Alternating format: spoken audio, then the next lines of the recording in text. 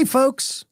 Today's episode brought to you by my favorite sponsor, sunsetlakesebede.com. But why am I hiding the coupon code? Well, I'll tell you why.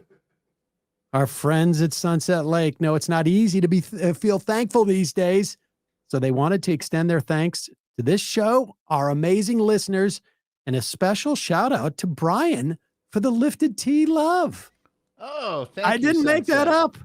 How about instead of a shout out, you send me some more tea? Oh, God. Just kidding. No, he's not. Unless you're going to do it. The holidays are coming up, which of course means less daylight, colder temperatures, and a little extra stress on top of already the enormous amount of stress that everybody's feeling. As we wind down 2025, you deserve to rest and recharge. And thankfully, our friends at Sunset Lake have kicked off their Black Friday sale. Right now, you can save 30% site-wide. When you head to sunsetlakesebede.com, use the code Friday25. That's the word Friday and the numbers 25, no spaces. They got everything you need to chill out, catch your breath this holiday season, tinctures that help with sleep, gummies to feel more social, and even smokables that won't make you bug out. I am a huge fan of this company, not just because they've got great business practices. They're mostly employee owned, not just because they have no pesticides in their in what they grow. They use integrated pest management. They also use great farming practices, regenerative farming practices. They're also movement partners. These guys, to celebrate this sale, have already donated $5,000 to the Vermont Food Bank at a crucial time when SNAP is slow to get picked back up.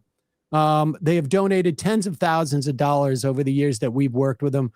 Refugee resettlement, carceral reform, union strike funds, just an all-around great company. And I love their products. I use their good night oil to get to sleep. I use their gummies, the ones sometimes with a little THC to let loose. Maybe watch the Pats game last night as the new dynasty gets built, but we don't need to talk about that right now. Maybe a little bit early. But also I use their Solve to help with my eczema, but it's really meant for muscle pain. I use their lotions in the dead of winter. And I never use anybody's lotions, but these help when my calves get chafed. I don't know why that happens, but it does. They have all sorts of great products, smokables, fudge, coffee, all infused with great Sebede. And if you order during this special sale, Friday 25, if your order is over $125, Sunset Lake is going to throw in a free citrus flavored 750 milligram Sebede tincture. They got great tinctures that run across the board, some that are even for your pets. So check it out. Head on over to sunsetlakesebede.com. Use the code Friday25 to save 30% on all their wellness products for peoples and pets. And that includes the lifted tea, Brian. This sale ends December 1st at 11:59 p.m. Eastern. See their site for full terms and conditions. And now, time for the show. The Majority Report with Sam Seder, where every day's Casual Friday.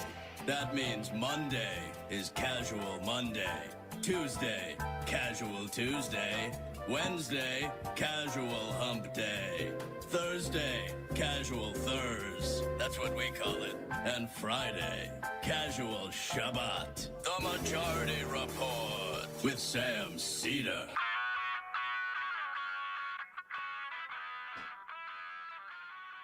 It is Friday, November 14th, 2025. My name is Sam Seder. This is the 5-time award-winning Majority Report. We are broadcasting live steps from the industrially ravaged Gowanus Canal in the heartland of America, downtown Brooklyn, USA. On the program today, the proprietor of the Uber blog Hullabaloo, Digby. will be joining us. Maybe you know her as Heather Parton, columnist at salon.com, to look back on this another insane week in news. Also on the program today, Democrats' discharge petition regarding the Epstein files succeeds. Bill to be voted on within a week. Then it will head to the Senate. Government shutdown officially over. Senate to vote on subsidies as the Democrats try and force the same vote in the House. Just a reminder, that so-called deal that those 8 Democrats struck was virtually for nothing. Epstein email dump shows Ghislaine Maxwell lied and questions why Trump's DOJ has given her such special privileges in a minimum security prison. My understanding, she has a puppy. Pete Hegseth announces Operation Southern Spear. In parentheses, don't look at the Epstein emails, as U.S. warships are off Venezuelan coast, perhaps armed at a trove of those very same Epstein files. John Fetterman in the hospital after a fall and a heart stoppage. New report, 1 in 4 Americans are living paycheck to paycheck. And Starbucks workers launch a nationwide strike and call on consumers to boycott Starbucks. Marco Rubio says U.S. visas can now be denied if someone is too heavy or has cancer. Trump regime reverses a ban on drilling and mining in Alaskan wilderness after the UN issues a report that our climate change window is very quickly closing. All this and more on today's Majority Report. Welcome, ladies and gentlemen. Emma Vigeland out today. She'll be back on Monday. However, if you really need your Emma Vigeland fix, she is on PodSave with one of the Pod Johns. She is also on, what was the other one that she's on? She's on Office Hours today. Ugh, I'm not gonna promote. That's disgusting. She's on another one, I think, too. Yes. Oh wait, what is it? Higher Learning, which she said was great. So check out that. We'll try and put some links in the YouTube and podcast descriptions. But she's on a podcast junket out in California. So check that out. Higher Learning, Pod Save America, Office Hours. And I think she's got that airs during the Funhouse. Yeah, you're going to need a 2-screen solution. Directly to watch competitive that. with our comedic offering today. Whoa. All right. Well, okay. I wasn't going to say that, but It's super awkward. That's fine. We got a lot to get to. In the meantime, we got to cram it all in before that office hour starts. When everybody abandons the show and heads over there. And let me just preface this by saying, like, there were 20,000 emails dumped. There are many, many stories in these Epstein emails. There's a whole sort of like saga going on with Larry Summers, who was the former president of Harvard, a longtime Democratic advisor to multiple Democratic administrations, maybe the past 3. There are stories of Summers acting like literally like a 15-year-old incel, maybe a 17-year-old incel, 20, like he's 60, and he's asking, or he was in the emails asking for like tips on how to pick up girls. But we will get to those. But the point being, there's so many of these emails, and we're going to try and cover these over the course of the next week or so before we get to the question of the discharge petition, or I should say the legislation that would force the DOJ to dump this stuff. but there has been an intense, really intense push by the Trump administration to keep these from coming out. And we are now, we are now in the scramble where the right, who are completely married to the idea of Donald Trump, his authoritarian rule and Republican control of the government, where they're beginning to sort of like go through a series of, I don't know how to really say this, excuses, explanations, ways in which to divert attention from this. And it's becoming increasingly difficult. We will get to some of the others who do this, but let's start with perhaps sort of the most grotesque attempt to underplay what's in there. I mean, you can look at these emails, and at the very least, it is quite definitive that everything that Donald Trump has said about his relationship with Epstein was a lie. We sort of already knew this. There's also really indisputable evidence that Ghislaine Maxwell, whatever she said to Donald Trump's second, the DOJ, who incidentally, Todd Blanche, who was his former defense lawyer up until like January 19th, went in and met with Ghislaine Maxwell to find out if she knew anything about Trump and his involvement with Epstein. She said, no, he was never around or anything. What? Donald Trump. I mean, I've heard the name. Obviously, he's the president, but these emails make it very clear that she lied to Todd Blanche. And following that interview, she was moved against all of Bureau of Prisons rules to a minimum security prison and is getting all sorts of benefits. The CNN did a piece about it. We'll talk more about that later. But Blanche supposedly had access to all of these emails. And even giving him the benefit of the doubt, that's a tremendous amount of incompetence to not actually make an assessment as to whether she lied. If Democrats had control of one house, they would pull Blanche up and they would be interviewing him. And this is what, this is part of the reason why there is so much fear of the Democrats even controlling one house. But here is an attempt by Megyn Kelly. I want to say longtime right-winger, but she took a break from being a right-winger when Donald Trump sort of excommunicated her by saying that she was bleeding from everywhere during a debate question that she had. I think this was also after, like, she tried to rehab her rep after the Santa Claus is white thing, right? Well, no, she never felt any need. No. Are you kidding? That was what, that's what promoted her career. Oh, my bad. No. She only tried to rehabilitate after Donald Trump basically excommunicated her. Okay. So she left Fox, told some tales about sexual harassment, I think, at Fox, and then headed over to NBC. So here is Megyn Kelly in 2018 on NBC.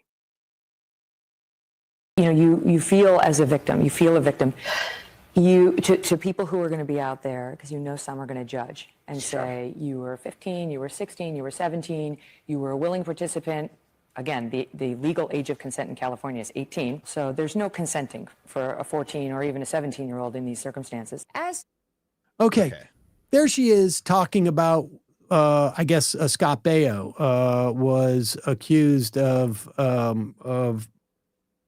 I think having sex with a girl under the age of consent. I don't remember the details of that, but largely it's not important because at that time, Megyn Kelly, all the way back in 2018, understood that was statutory rape. You can't give consent definitionally because of your age, at least legally because of your age. That's statutory rape. Well, apparently, 7 years later, in 2025, as in like yesterday, I think it was, Megyn Kelly has a new understanding of what statutory rape is now that it becomes clear that Donald Trump may have been involved with teenage girls via Jeffrey Epstein. As for Epstein, I've said this before, but just as a reminder, I do know somebody very, very close to this case who is in a position to know virtually everything. Not everything, but virtually everything. And this person has told me from the start, years and years ago, that Jeffrey Epstein, in this person's view, was not a pedophile. This is this person's view, who was there for a lot of this, but that he was into the barely legal type. Like he liked 15-year-old girls. And I realize this is disgusting. Pause it for 1 second. I just want a point of clarification. Yeah. 15 is not barely legal. 15 Not even is barely illegal. It's not quite legal. It is totally illegal. Yeah, like you're going to jail. Barely legal is someone who is a couple of days older than the age of consent, or a month older than the age of consent, or a year older than the age of consent. That's not barely legal. That's illegal. Go back. That he was into the barely legal type. Like he liked 15-year-old girls. And I realize this is disgusting. I'm definitely not trying to make an excuse for this. I'm just giving you facts. That he wasn't really. into, Pause it. like, Not actually facts. It's interesting. lied. I think she's an attorney, right?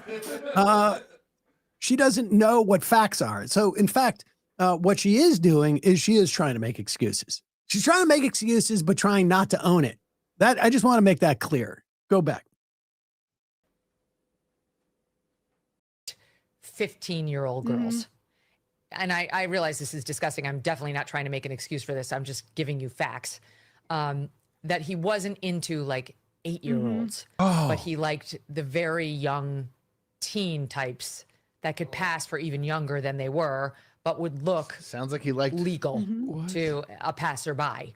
And that is what I believed, and that was what I reliably was told for many years. And it wasn't until we heard from Pam Bondi that they had tens of thousands of videos of alleged, forgive me, they used to call it kiddie porn, now they call it child sexual abuse material, on his computer, that for the first time I thought, oh no, he was an actual pedophile. I mean, only a pedophile gets off on young children abuse videos. She's never clarified it. I don't know whether it's true. I have to be honest. I don't really trust Pam Bondi's word on the Epstein matters anymore. Yeah, so I don't know what's true about him, but we have yet to see anybody come forward and say, I was I was under 10. I was under 14. So what? Well, but understand what she's doing here, because she's saying that, first of all, a teen is not a type. It's not. It's like like I like to date someone who's athletic, or I like to date someone who's crunchy, or I like to date someone who's a free Religious spirit type. Christian Yeah, a or something. religious type.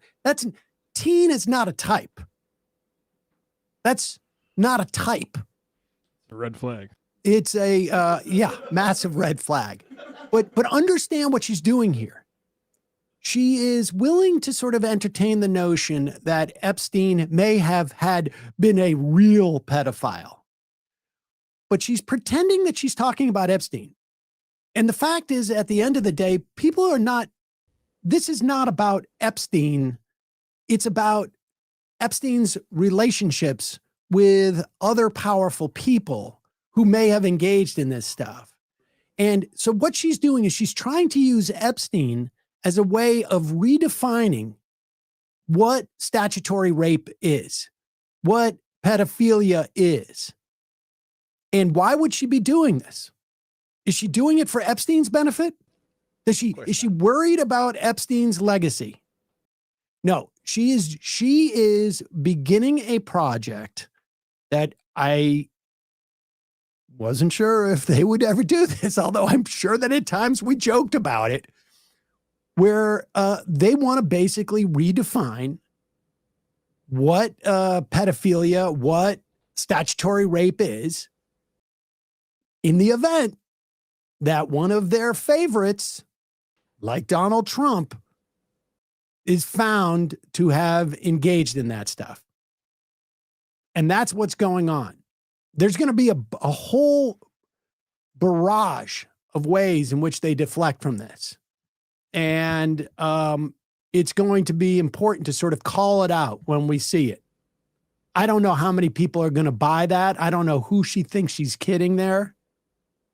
But I don't think that Megyn Kelly is on a Jeffrey Epstein reform his reputation project. She's doing this because she is trying to build a function, if you will, a black box, so that if new information about other people comes out, that black box exists and that information is fed through that black box. And when it comes out the other side, it's like, well, you like to type. You like to type. That's how it was in the biblical days. Yeah. Stuff like that. Like, I'm sure that's what Matt Walsh is doing. I haven't checked. But in some ways, Donald Trump is more God-fearing because he's gone back to, does anybody think that Abraham's wife was in her 20s? I don't think so. That's what we're going to see next from these people. So keep an eye on it. As the show progresses, we will play some clips of other people trying to run defense for this as well. First, a couple of words from our sponsors before we bring Heather Digby Parton on. There's certain words here I'm just not going to say. This is Emma chose this week because she knew that we had some Tushy commercials coming on. There's a couple of words I've never heard of. Santa's coal hole before. They're only naughty words if you wipe. Using a Tushy bidet means you leave the bathroom so much cleaner than when you walked in. Let's get into it. Look, if you have never used a bidet in your life, like I went through the first 4.5, maybe 5 decades of my life, never having used a bidet. I didn't even understand what they were until I was in like my 20s or 30s. You never see them in the States until, I don't know, like 10, 15 years ago. And a bidet, in this instance for Tushy, is an attachment that you can put on your toilet and it will wash your bum with water and the dirtiest part of your bum with water. And it makes total sense when you think about it. If you get dirt on your hands, you don't use a dry piece of paper to wipe it off. And I will tell you something. If you've never tried it, it's a little bit scary at first. And then all of a sudden it's like, I now feel like a civilized person. That's it. You have moved, you have transcended. You almost become like a different being. Tushy is the everyday luxury bidet that instantly transforms your bathroom habits and bottom health for life. I'll tell you, I'm not going to go through all the benefits that you feel, like the physical benefits, but believe me, it's great. Tushy's elevated bidet collection nurtures your bottom with instant warm water that never runs cold, a soothing heated seat, and UV sterilization for next level hygiene. All Tushy bidets easily attached to your existing toilet without the need for additional plumbing. It is super easy to do. If you can take off your toilet seat, like if you've ever replaced the toilet seat, you got this. It'll take you about 10 minutes to set it up. Cleaning yourself after the bathroom is now hands-free because they got a new version of Tushy. You sit, cleanse, and dry using the built-in air dryer. Instead of wiping endlessly with toilet paper, Tushy pristinely removes 99% of bacteria while protecting your natural skin barrier thanks to one natural ingredient. It is fresh water. Every Hello Tushy bidet comes with a 30-day hassle-free return and a 12-month warranty. The Hello Tushy bidet is the perfect gift. Listen, you can change someone's life this Kwanzaa or Hanukkah or Christmas or even Thanksgiving. What a Thanksgiving gift to show up with. Not kidding. I know, after all that pie, of course. Tushy Bidet is a daily techie luxury that's refreshingly practical and easy to use. I want to thank Tushy for sponsoring this episode and changing my life. Remember, a-hole is only a dirty word if you wipe. For a limited time, our listeners get 10% off their first bidet order when you use the code TMR at checkout. It's 10% off your first bidet order at hellotushy.com with promo code TMR. And ladies and gentlemen, it is, we'll put the link in the podcast and YouTube descriptions. I used our next product just last week. It's holiday season. Maybe you're going to holiday parties or maybe a Thanksgiving. You want to have a drink or two. How do you stay productive the next day? How do you function? Well, Z-Biotics. It's a game changer. Z-Biotics pre-alcohol probiotic drink is the first genetically engineered probiotic. It was invented by PhD scientists to tackle rough mornings after drinking. And here's how it works. When you drink, alcohol gets converted into a toxic byproduct in your gut. It's the buildup of this byproduct, not dehydration, that's to blame for rough days after drinking. Pre-alcohol produces an enzyme to break this byproduct down. Just remember to make pre-alcohol your first drink of the night, drink responsibly, and you will feel your best tomorrow. When we started last Tuesday night, or a week ago Tuesday, the election night, my first drink of the night was a Z-Biotic. I had a few drinks during the show. I went over to the theater to watch the speech, had a drink, and the next morning, well, I felt amazing because he won, but I felt great. Make most of every toast, tailgate, and touchdown this holiday season. Just don't forget to bring pre-alcohol along for the ride. Go to zbiotics.com/majority to learn more and get 15% off your first order when you use majority at checkout. Z-Biotics is backed with a 100% money guarantee. If you're unsatisfied for any reason, they'll refund your money. No questions asked. Remember to head to zbiotics.com/majority. Use the code majority at checkout for 15% off. All right, quick break. When we come back, we'll be talking to Heather Parton.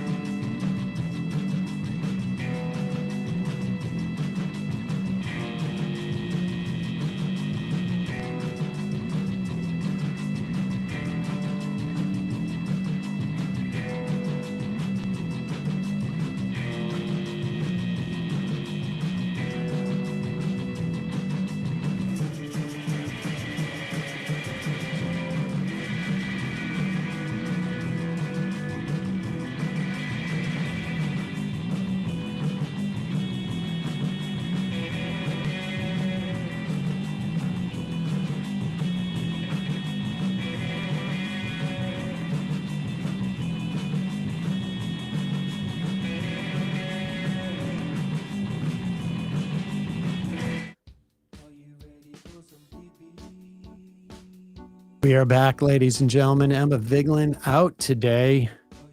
Joining us, the proprietor of the Uber blog Hullabaloo, and the columnist over at salon.com, Heather Digby Parton. Heather, welcome back. We've got you in some noir lighting so that we capture your mood today. What has you so noir these days? Well, I shouldn't be, what with all the Epstein hoopla, which is sort of strangely enough, a bright spot. But, there's just so much. I mean, it's overwhelming. Every day I wake up and I grab my phone like everybody else does who does what I do. And I'm just, so what fresh hell awaits today? And it's always something with these people. And it's so gross, the stuff that ICE is doing, the lack of empathy toward people on SNAP benefits. Now Trump is talking about, getting rid of that as well, and all the stuff we went through on the shutdown, the cruelty, the meanness of it all. It gets to me. So I end up feeling a bit, just a bit dark, I guess, in my mood because of all that. Having said that, though, there are some good things over the past couple of weeks that, are worth lightening my mood just a little bit. Yeah, I don't want to get too navel gazy about this, so we'll move on from this quickly. But you and I have been doing this. I mean, I think I've been interviewing you for 20 years. I certainly been reading you for, I don't know, since the day you started the blog, probably, I don't know, 22, 23, 24 years ago. Yeah.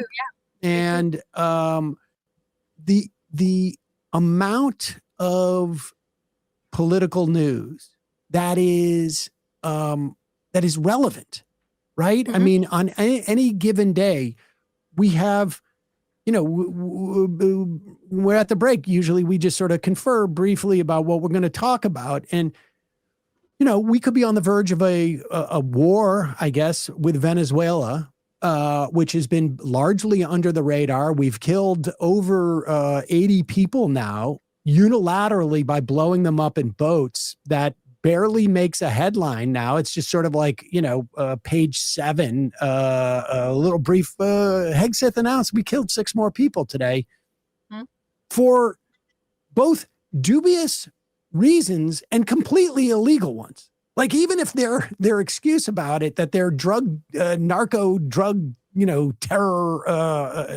monsters, even if that were true, there's no authority to just unilaterally bomb these guys. And it doesn't make a peep because there's a half a dozen other stories that are, I mean, nobody even covers the fact that, like, the Trump family has made billions of dollars in 10 months and have every aspect of our government is now leveraged to make him money.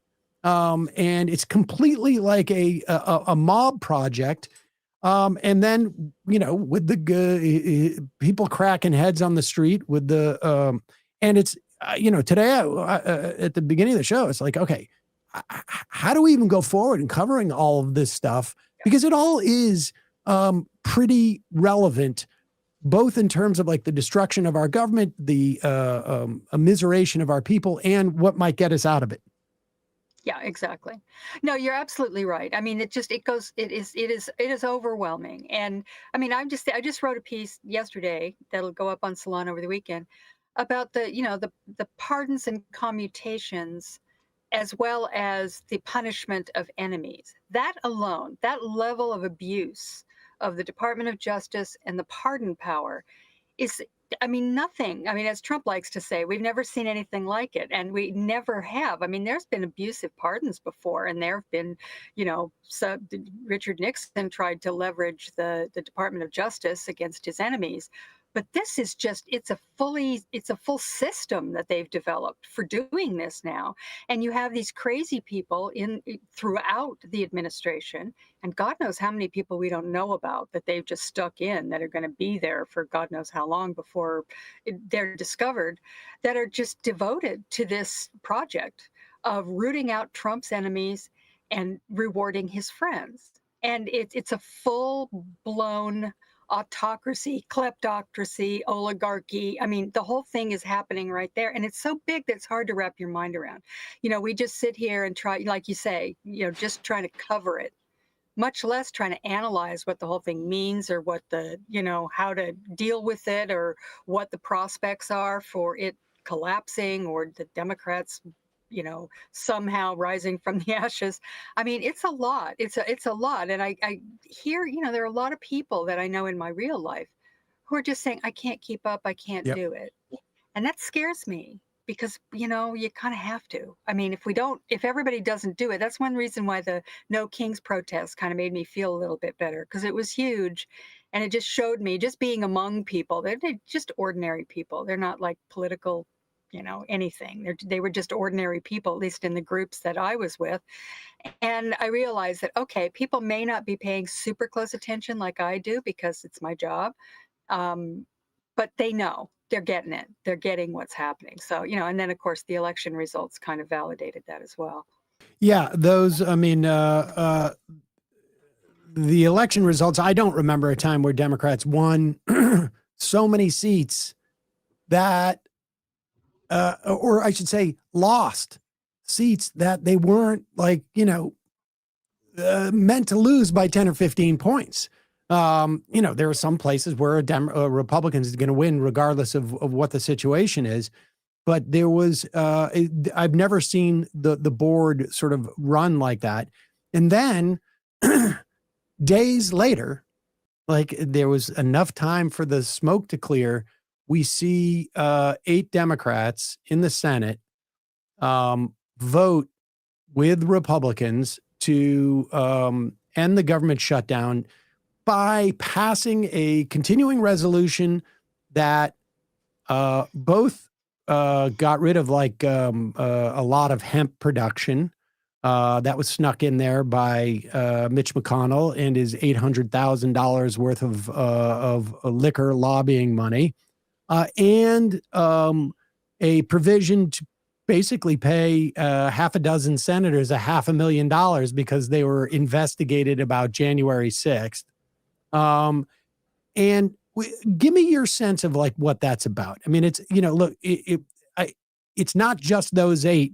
It's quite clear that Chuck Schumer sort of was nurturing this, although he didn't vote for it because he didn't have to. And it does feel like it was manipulated in such a way that some people who were resigning were going to vote, like they were protecting some of their other senators. What's your take on why they did this?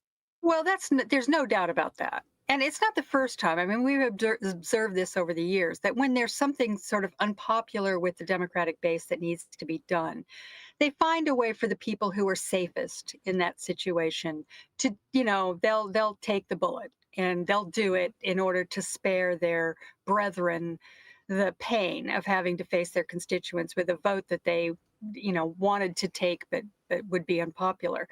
So that's exactly what happened. I mean, it's obvious, right? I mean, you don't have only the resigning people and people who aren't up for re-election until 2030, all being the ones to take a vote, and everybody else going, "Oh no, I'm really upset and I'm not going to do that." Clearly, that was just they were taking the fall for it, and of course Schumer was doing that. I mean, they wanted to end the shutdown, as everybody did, but they were the ones who set this up as the battle of all battles on the Affordable Care Act. And so when they didn't get it, it felt like a serious defeat. I mean, I was never sure, to be honest, how exactly they were going to get out of this. It was always very risky. It was a risky gambit in that way because they just don't have a lot of power. But the way that they lost it was just ridiculous. I mean, it was just pathetic. Doing it right after we had this big win, where the wind was at the Democrats' back, where the base was feeling incredibly excited and motivated. And the whole country was kind of looking at this going, wow, these Democrats are getting their act together. They're doing this. Okay, maybe they've got a point here. And instead of just, okay, so let's assume that maybe they couldn't get the ACA credits extended because for whatever reason, the Republicans were digging in their heels. Trump was about to get them to nuke the filibuster, which would have been fine. Go ahead, do it. I mean, what the hell? At this point, I was saying, okay, if that's what's going to happen, it's going to happen. But in any case, what ended up happening was that they ended up they had Angus King going on TV saying, oh, well, we fought Trump and he won, or whatever it was he said. We can't stand up to him. We can't stand up to him. I mean, my God.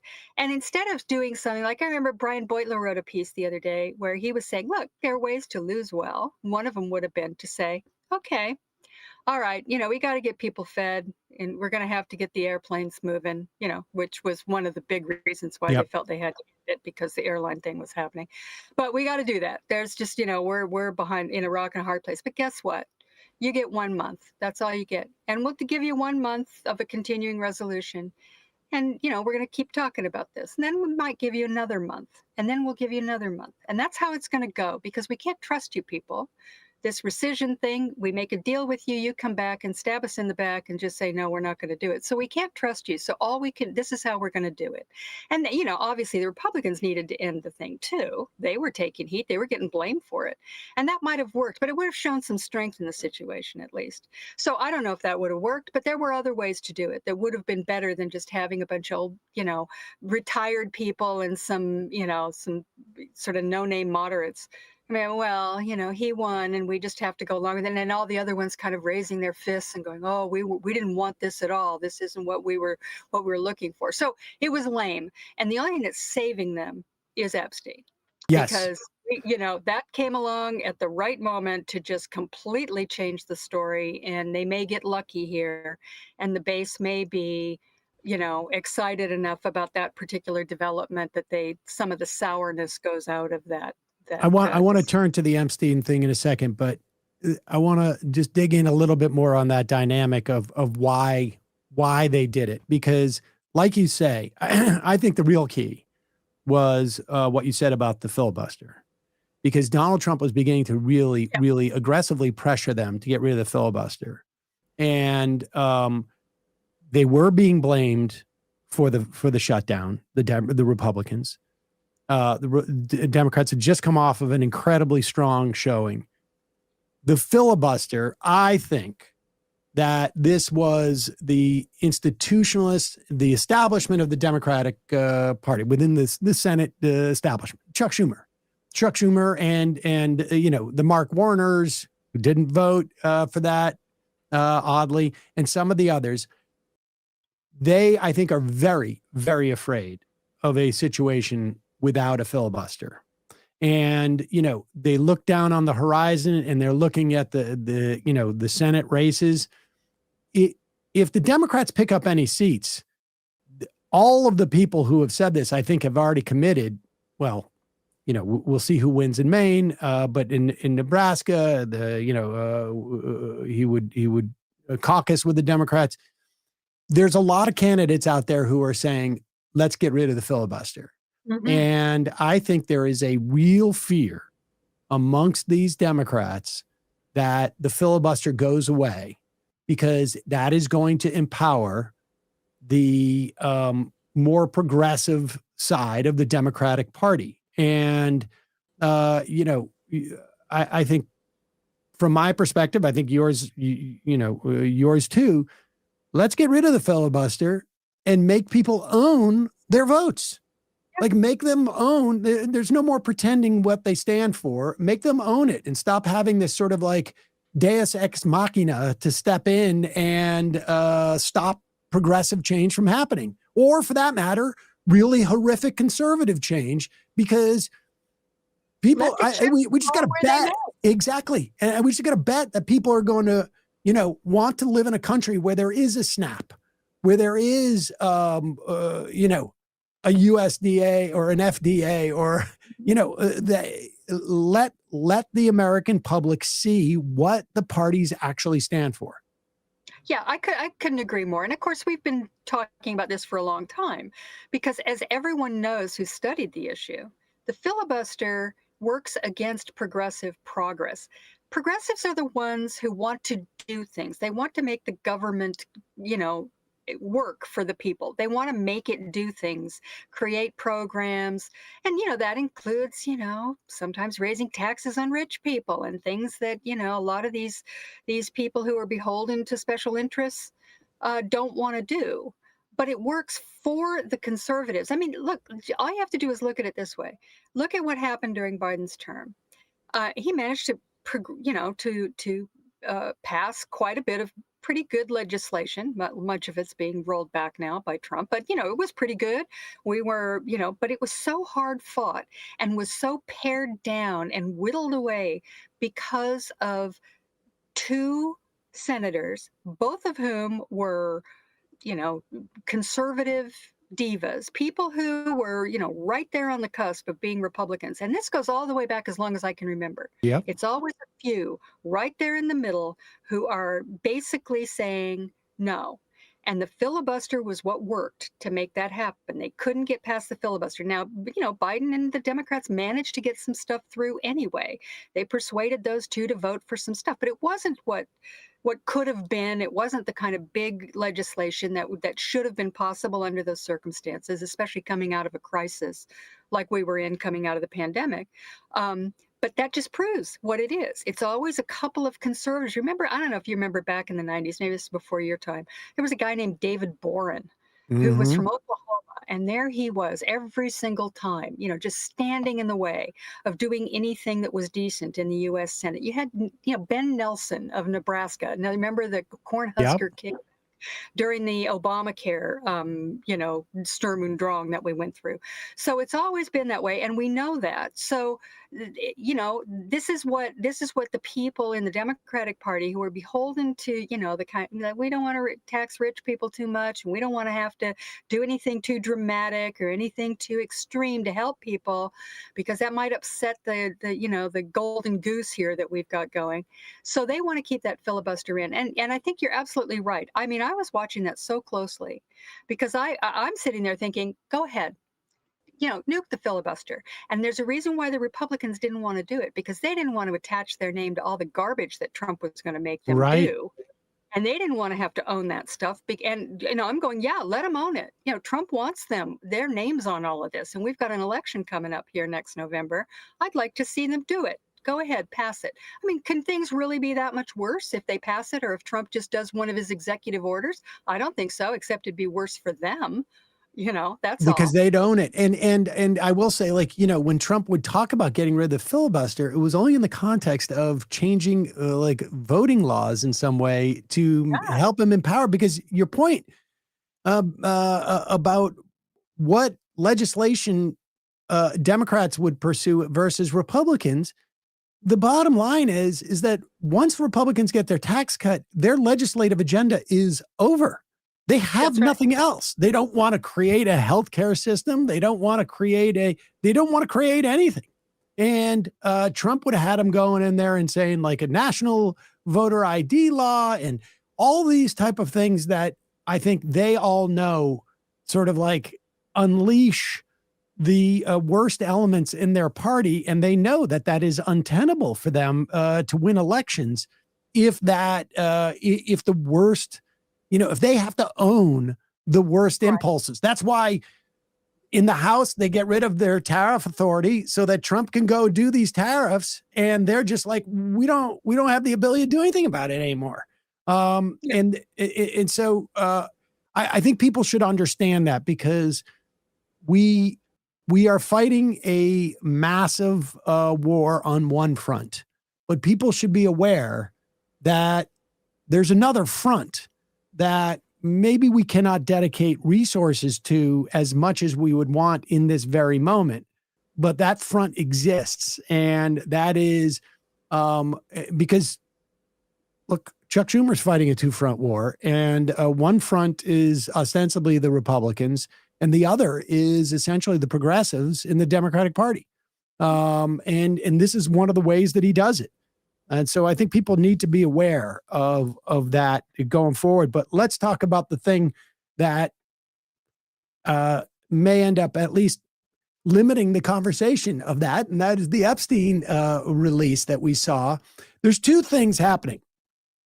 One is that when the shutdown ended, Mike Johnson was forced to sign in at Alita Gravala, and she was the 218th signature on the discharge petition, which is pushing legislation into the House to release the Epstein files. Now, of course, it has to go to the Senate after that, but this is putting, shifting around who gets the pressure. The other is the House Oversight, the Democrats on the House Oversight Committee had subpoenaed Jeffrey Epstein's estate and got hold of 20,000 emails that they released in a massive dump. And wow, what of these emails stuck? We could probably talk about this for an hour and a half, but what struck you in the most poignantly in this? Well, I mean, there are a couple of things, just setting Trump aside, just, the groveling obsequiousness of these people toward Jeffrey Epstein, all these important people like Larry Summers and this woman who I can't remember her last name, who was in the White House counsel's office under Obama, just groveling toward Jeffrey Epstein just made me sick. It just tells you, I mean, we don't even know how Epstein was really making his money. I mean, we don't really know where his wealth came from or how he got all this influence, but he clearly did. And it's sick. Besides that, of course, there's the Trump stuff. And the Trump stuff is very important because it validates something which I wish people would just acknowledge this more, that we already knew. They're acting like, oh, we just found out that Trump really was, good friends with Jeffrey Epstein, and that he really was part of his, look at what Epstein said about him, that he said he's dirty and I know all about him and all that stuff. I mean, the fact is, Donald Trump said back in 2002, he's a good friend of mine, lots of fun to be with. And like me, he loves beautiful women, and some of them are on the younger side. I mean, we knew that. He knew that. He knew that Jeffrey Epstein had a bunch of younger girls around. And in that comment, it sounds to me like he was saying, yeah, and I like them younger too. So, I mean, and, we've seen the stuff he says about young women, the Miss Teen Universe pageant, all this stuff. So the idea now that suddenly we've got, look, Trump may have been involved in this after all. Of course he was. Of course he was. We know what kind of a man he is. We know that he was, macking on women from the time he was a young man. I mean, this was going on forever. He thought he was Hugh Hefner. He sort of fashioned himself, his image, as a Hugh Hefner type, surrounded by beautiful women, and how he was just, this great stud. So none of that is really surprising to me, but I think it is important in that it really seems to have discombobulated them. And we know this because of the fact that Lauren Boebert and Nancy Mace, I mean, Marge Green is off on her own thing, but those two, Boebert and Mace, I just assumed they would cave on the vote. I really did. I'm surprised, at least one of them, which is all it would have taken. The fact that both of those women stood by and they dragged Boebert up to the Situation Room in the White House and leaned on her with Kash Patel and Bondi there. And I don't know if Trump and JD were there too, but I mean, they put the screws to her and, obviously tried to get her to do it, and she didn't. And that tells me, that just shows the weakness of Trump on this issue. The fact that he couldn't strong arm just enough people in the House to keep that vote. And it would have worked. I mean, if he'd have been able to do it, we all would have gone, well, they tried, what are you going to do? And we know it's not going to pass in the Senate, and he's obviously not going to sign anything. And even if he did, Pam Bondi, all she'll has to do is just say, no, I'm not going to do it, and sue me. So, we know that is very unlikely to actually happen. But the fact that these people actually stood there and stood up to Trump, and I can't see how it could have been a setup. I mean, can you? I mean, why would Trump set that whole thing up for his own purposes? He just didn't. I think it's real what we saw there. Boebert and Mace defied Donald Trump. And, frankly, I'm surprised, but I think that there's something there. And all Trump's doing today, he's laughably going in there. Well, I have ordered Pam Bondi to go out to investigate Bill Clinton, J.P. Morgan, Chase, and a bunch of other things. Reid Hoffman. Yeah, I mean, it's insane. So, I mean, he's rattled, obviously, beyond anything we've seen before, which, of course, makes everyone even more suspicious. that there's something really bad in there. And I'm assuming at this point it's got to be video or something, just It's gotta be, I mean, what more could be in there that we haven't sort of like reestablished via these emails? And I think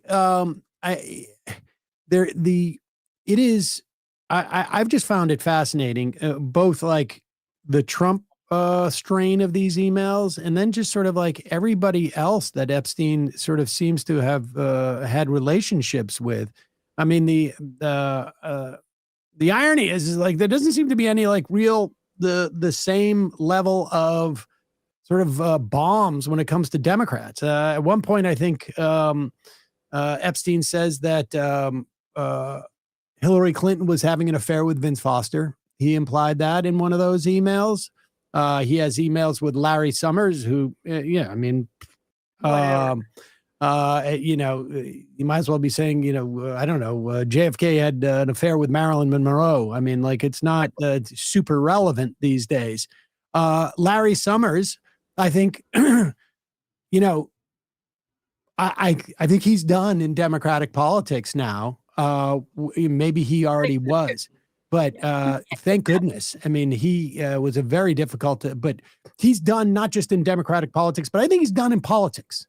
Like he was sitting there harping during the Biden administration, upset about a lot of the antitrust stuff and a lot of the Biden attempts to spend money. And so good riddance to him. Like it's almost like we're getting rid of the worst of a generation one by one in these instances. But there's a lot of, it makes you really wonder what's going on with Trump here. And, we mentioned this 2 days ago when it came out, the dog that didn't bark. Yeah. That's the one where it shows Ghislaine Maxwell, or I'm sorry, that was the Michael Wolff one, but there's other emails that say that Ghislaine Maxwell lied to Todd Blanche, Trump's DOJ. No doubt about it. No doubt about it. And that's going to put if nothing else comes out, it's going to be very hard for them to do anything more with Ghislaine Maxwell without looking really, really suspicious. And that stuff, a Democratic Congress is going to have Jamie Raskin or whoever it is going to be on that committee is going to have a field day if they take over. But the dog that didn't. Don't you think, Elaine, though, that, I mean, they've given her sent her to this cushy, low security prison. They're giving her all these special things. That's kind of like, to me, and I just wrote about this, so it's on top of my mind. To me, that just says, this is just to tide you over, hon. Just, we'll make it a little easy for you. But Trump on the way out, of course, he'll take her, he'll grant her pardon or clemency. She was asking for commutation. Yep. Yeah. She's just going to have to hang in for a bit, and we'll make it as easy on you as we can. Don't worry, you got a puppy. You're getting all the, the privileges, and we'll punish anybody who causes you any trouble in the prison.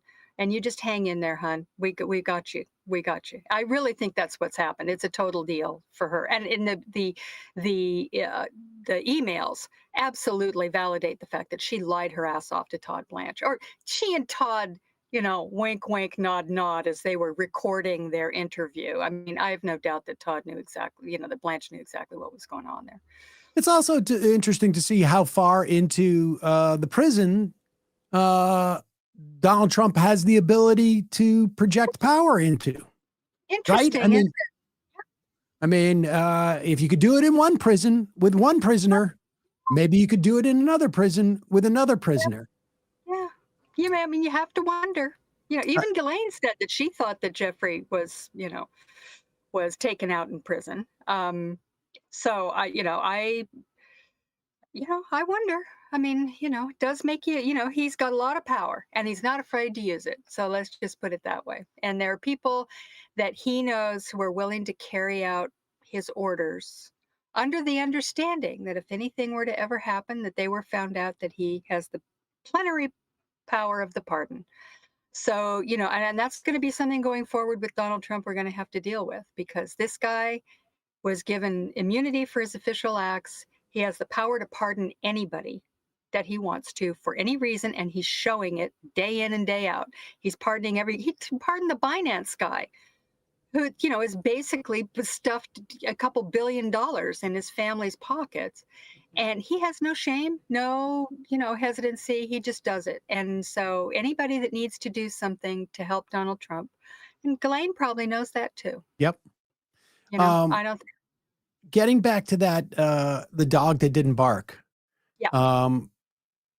I think at the time, I think, Matt, you made the point that it was a Sherlock Holmes reference.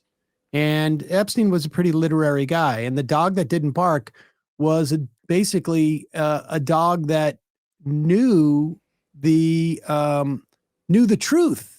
Knew Knew the criminal. There was a burglary, and the dog didn't bark on the occasion of the burglary, and it's suspicious. It suggests that the dog knew the burglar, basically. Exactly. And so Trump not barking, I think I had first interpreted it as, oh, he's not talking.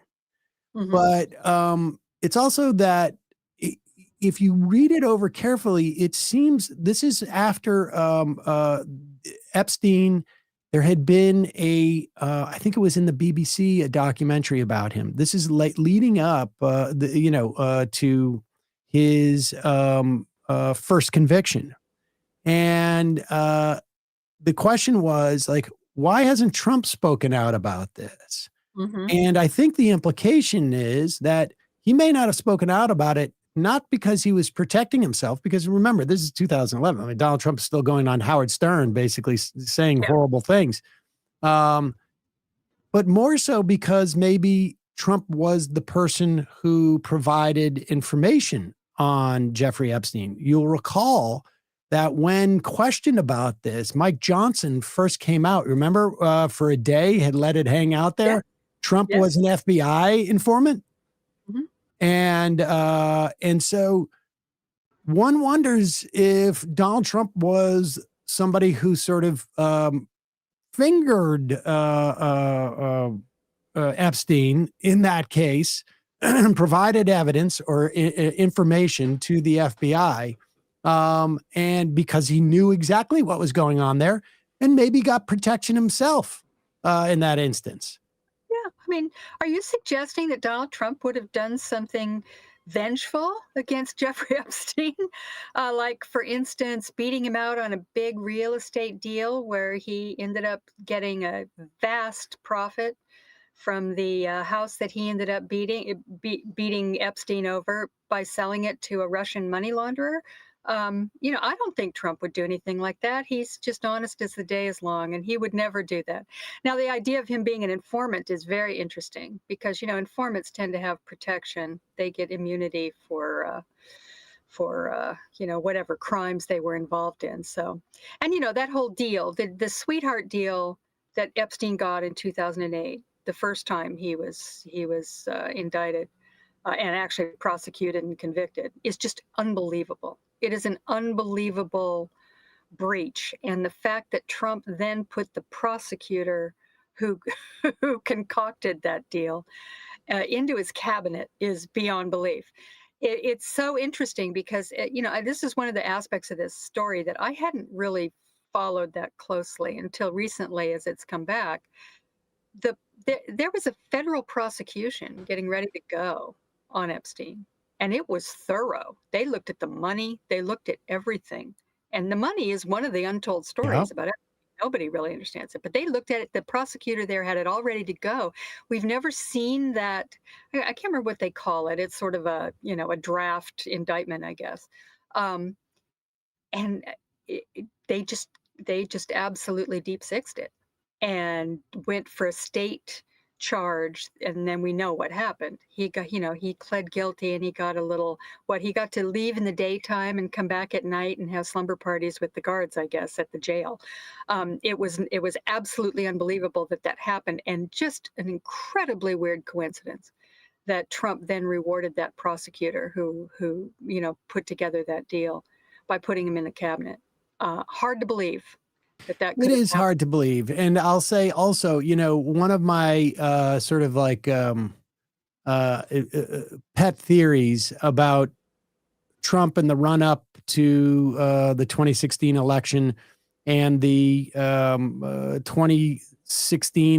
2016 piece in the New York Times about how there was a mutiny coming from the New York FBI office against Comey. It always struck me, here's a guy who's clearly had business practices that were dubious for decades. Yeah. You go from you get that consent decree in the 70s about you got to allow black people into your apartment buildings.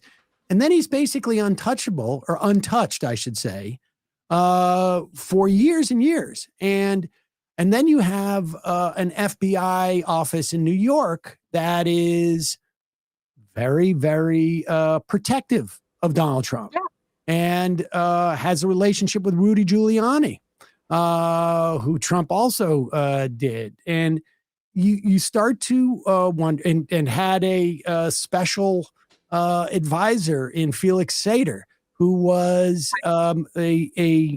I think it's a report, not just a reported CIA and FBI source, but Loretta Lynch, the U.S. attorney under the Obama, when she was at the U.S. attorney's office in the Eastern District, had written an affidavit on his saying that he was a source. You start to wonder, if Donald Trump was the person who gave evidence to the FBI about Jeffrey Epstein, did he have a pre-existing relationship with the FBI? Was he one of those people who escaped scrutiny from Manhattan DA, New York Attorney General, all those years, guys trying to make their name by going after big fish? I mean, Donald Trump you would imagine someone would have brought something against him, but never did. I don't know. There's a lot there that I feel like, because what else could be in this trove of stuff that Trump is so virulently trying to stop from being released?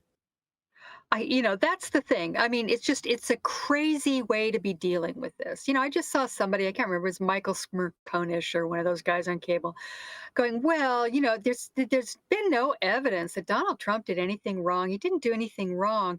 And, you'd think that he would just go ahead and release them, and say that, that they should release the files and get it behind him and just do the right thing here. And all it does is raise suspicions that there's something in there. And I'm screaming at the TV, there's something in there. Obviously. What's the obvious answer to why he's so desperate to hide these things? No, I'm going, why is everybody giving him the benefit of the doubt? It doesn't make any sense that he's doing this. You've got to be kidding me. So I just, it's beyond, and he really is desperate. This stuff that he's putting out today on Truth Social is absolutely pathetic. It is flop sweat, times 1,000. That he has, he's now reduced to going after J.P. Morgan and Chase, and saying that they need to be investigated, because he's busy running the country and we should stop. I mean, he's basically begging people to stop talking about it. And of course, they're not going to. And it's very interesting to me. I think Trump has always had he's got a lizard brain instinct about what his followers care about. I don't know where it comes from. He's a rich guy from Queens. I don't know where he gets this instinct, but he has it. He's just, I guess, because he's a jerk, and so are they, most of them. But he can, this has got him worried, and not just because of the revelation. It's because he couldn't get Lauren Boebert to turn. He could, he doesn't have any power on this. He doesn't seem to be able to do it. I mean, he had Charlie Kirk before he was killed, and others, the influencers, they're out there going, well, I'm going to believe my friends in the White House and I'm just going to let this go. But nobody's letting it go. They're not letting it go. And the base isn't letting it go. The Fox audience, they can black out the story all they want, and their audience is still getting it. They're getting it on their, in their emails from grandma. Everybody's talking about it, whether he likes it or not.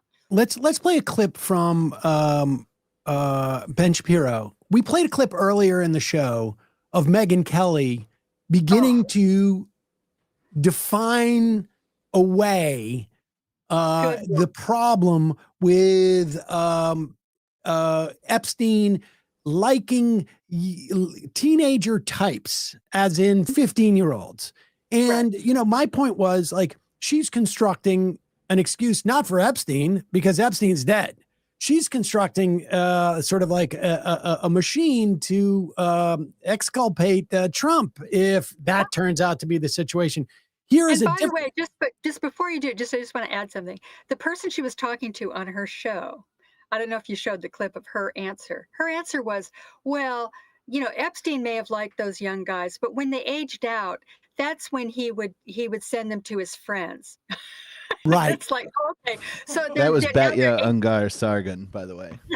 Yeah, that's right. And then when they turn 18, that's when guys like Trump do, and that's fine, no big deal. And the truth is, in those Epstein emails, he, validated that thing that we saw earlier in the birthday book about how he had turned over one of his girlfriends to Donald, that he had given one of his girlfriends to Donald Trump. They've identified her. I can't remember her name, but there's pictures of Trump out there with her. And she was like 22 years old. So, and now she's legal. Of course, she's been trafficked, but he knows that. But they are working overtime to create all sorts of like pre-defenses that exist. The defenses are existing out there, and then Trump just happens to run into them. That's the defense. Here's Ben Shapiro taking a different tact that this is all political. So yesterday, after the House of Representatives reopened, Representative Adelita Grajova of Arizona became the 218th and final signature on the discharge petition.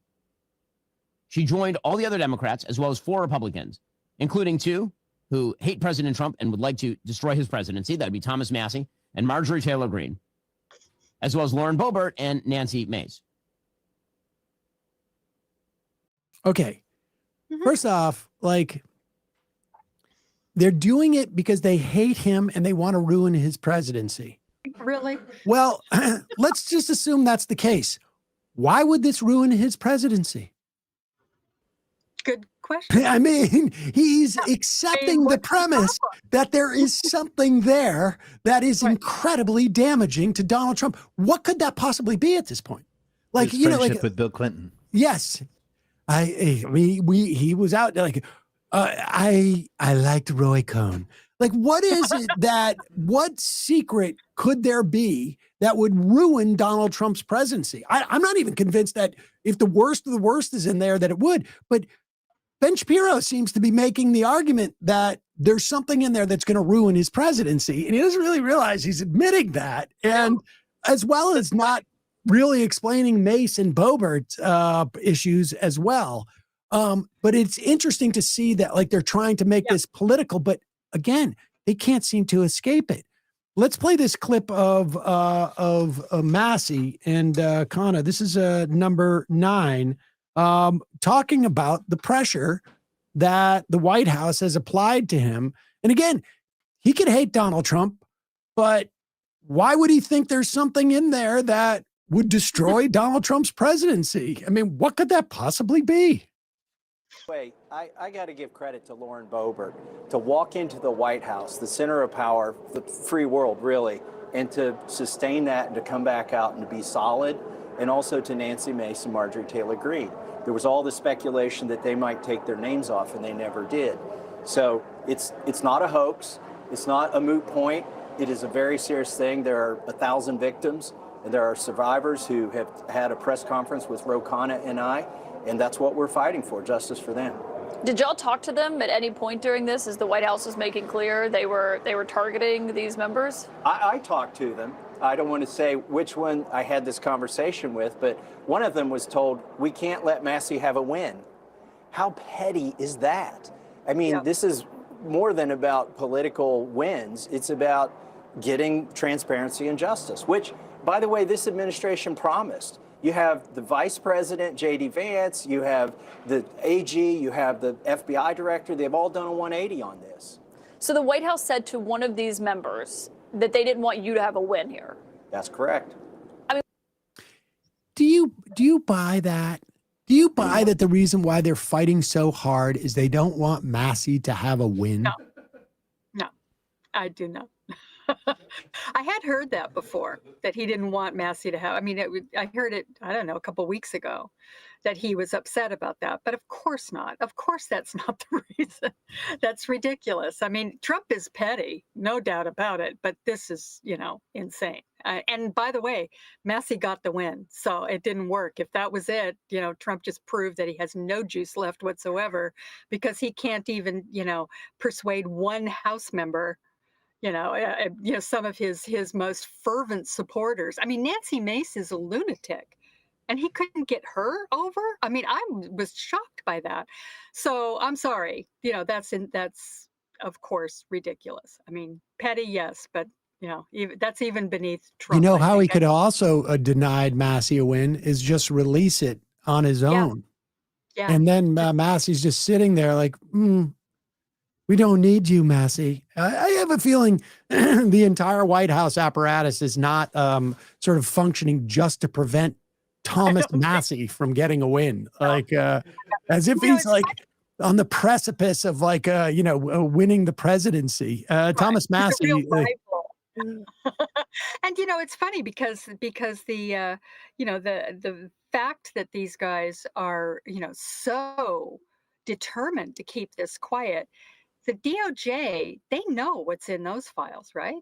I mean, you could sort of understand why they might be unhappy about keeping these emails from the Epstein estate that were just released, out of the public, because they didn't, and Todd Blanche even told, he was on X yesterday going on, arguing with George Conway and saying, well, I didn't even know those were there. How dare you? I didn't even know about these files. They hid them. The Epstein estate hid these emails, is what he said. The House was able to subpoena them. Yeah. Well, apparently the DOJ just didn't even know they were there, or they were hidden from them in some way, according to Blanche. Of course, he's probably lying. But let's assume that's true, that they didn't know about those. And so those come out. They know what's in the Department of Justice files, and they are doing everything in their power to keep those things from coming out. And they know what's in it. So, and if it was just information that you could glean from the emails, then it's like, okay, end of controversy. We're done. Yeah. I mean, it would be done. There's unless Trump is just, I say he is kind of crazy and demented, senile these days. I guess it's possible that he's just stubbornly just saying absolutely not, and then he's just sticking with it. But I don't believe it. I don't believe it, because everybody has to be telling him the smart thing to do here, Mr. President. Just let him out. We'll suffer for a week or so while everybody goes over it, and then this whole thing will be done. They have nothing else they can do after that. There's no more room for them to be asking for anything or doing anything. But they won't do it, and there's a reason for it. And Pam Bondi, and Kash Patel, they were determined to release those things before they got in there and saw what was in there. I mean, you have to assume that they know. So let's I want to just talk about one more thing too. In the wake of the Democratic elections a week and a half ago, because you just wrote about the Texas gerrymander. Yeah. And explain the dynamic here, because it's sort of fascinating. Gerrymanders work, all things being equal. Right. But when things are really not equal, sometimes they can go very, very sideways. I mean, people were talking about this even before the election, that the Texas gerrymander is may be a little overconfident. Explain that dynamic. Well, it was risky. And in fact, in the piece that I wrote for Salon, there's a GOP consultant who says, they were just, completely drowning in their own fucking hype, is how he put it. Because they thought that that Trump's, 1.4% win somehow had ushered in a 1,000-year reign, right? That the Republicans could never lose again, because all the Latinos and young people had moved over to the conservative side, and that they had a new majority that they could count on. And particularly in places like Texas, where all those down in the, those border districts down there that are heavily Hispanic had voted for Trump instead of Harris. So they thought that was it. So Trump hears this and he issues his edict we deserve it. We deserve to have those seats because I won big, so we deserve to have more seats. So I want you to gerrymander. Texas smartly saluted and said, yes, we will do it. Well, we knew, as you mentioned, at the time that when you gerrymander like that, a state that was already pretty heavily gerrymandered, and you're doing it on the basis of one election where there was a swing vote that went, dramatically in the other direction, that you're going to have to dilute safe seats in order to do that. You're not only betting that that Hispanic vote was going to be there for you going forward in those districts, but that the other districts that you were, siphoning off, the safe red districts, that you're siphoning off voters from them to create these new districts, that they are going to be safe. Well, in a blue wave election, what was maybe a 10-point safe seat then is now a 5-point safe seat. In a wave election, that's doable for Democrats. That is a doable thing, and it's doable in those Latino districts. So they knew that risk going in, but they were so high on their own supply that they believed it. Well, what happened was those Texas Democrats who left the state, and it was a big dramatic thing last summer, drew attention to all this, and everybody in the country was watching them do it, and they took a lot of grief for it. And I felt bad because I thought, they're doing something pretty brave here, and if you're going to if you're going to fight Trump and this fascist onslaught, you better be willing to take some risks and to be willing to go out there. Yeah, you're going to lose sometimes, but you have to be willing to try and to put yourself out there. And they ended up having to come back because they couldn't break the quorum forever. And the Republicans vowed retribution. And they took retribution on these Democrats who they passed a bunch of stuff that had been stalled because, it was really creepy transgender stuff and things like that Democrats valued, and they just went after it. And they're taking, personal retribution on some of these people that have high national profiles like Jasmine Crockett. But they did it, and they may be getting the last laugh, because what happened was suddenly the rest of the country woke up, saw what was happening. Gavin Newsom went out. Yep. He also took a big risk, because in California, and I did not know this at the time, and I was assuming that California would vote for the ballot measure to redistrict here, but it wasn't true. They did internal polling, and it looked bad. It was like at 36% approval, and that was in July. Within a few months, with Newsom out there, with all the onslaught, we had a ton of ads here. There was a lot going on. It won overwhelmingly during the November election. So, that virtually canceled out. Even if Texas were to maintain those seats as Republican seats that they gerrymandered, California will cancel them out. So it was a completely useless proposition to begin with. And even worse, it may be that they actually lose some of those seats because they've diluted them, and they're counting on a Hispanic vote that was proven in New York, New Jersey, and Virginia to have swung wildly back to the Democrat side. So the whole gambit, even if you look at where they're picking up seats, in North Carolina gave them one, and I guess in Ohio they did a redistricting that actually looks like Democrats may actually win in some of those seats too, in a similar dynamic as what we are seeing in Texas. And they're trying hard to do this, but there just isn't a whole lot of juice there. And what they found out in doing this, that guess what happens? You draw attention, you do something just completely obvious like this. We're going to rig this election on our behalf, basically. It wakes up the rest of the country too. And guess what happens? California, oh, wait, we have clout too. Guess what? That's the point of losing well. Right? Yes. Those Texas Democrats lost that fight, but they did so in such a way that it inspired people in California and people in Ohio and whatnot. Now, like you say, it may turn out that the Republicans are hoisted by their own petard in Texas. Just to be clear on that, if you have three districts, two of which are plus 10 Republican and one which is plus 5 Democrat, and you want to make the Republican ostensibly win all three districts, you got to take plus 5 from one of those plus 10s, plus 5 from the other one of those 10s, put it into the Democratic district. And so you have 3 plus 5 Republican seats. The problem is if you have a wave election and Democrats overperform by 6 points, you lose all three of those, which were two sort of safe seats and one Democratic one.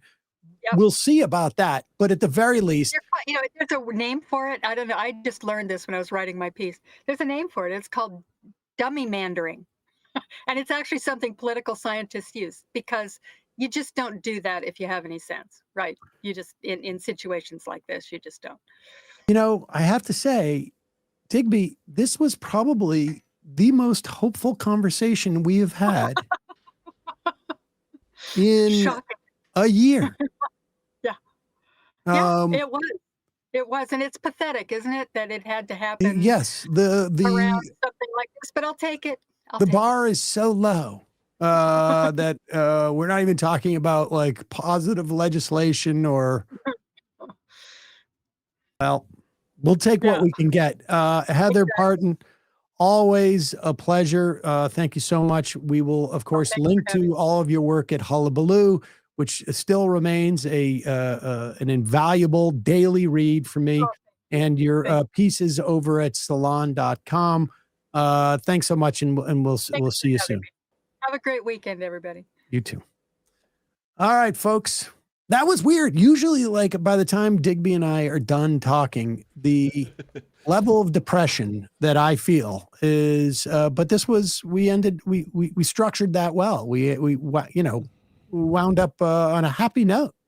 Not giving some people like a wave of morbidity to enter the weekend into. That's right. People are going to party this weekend. People should have like Epstein email parties, I think. Yeah, everybody can get a sandwich board and they can dress up as their favorite email.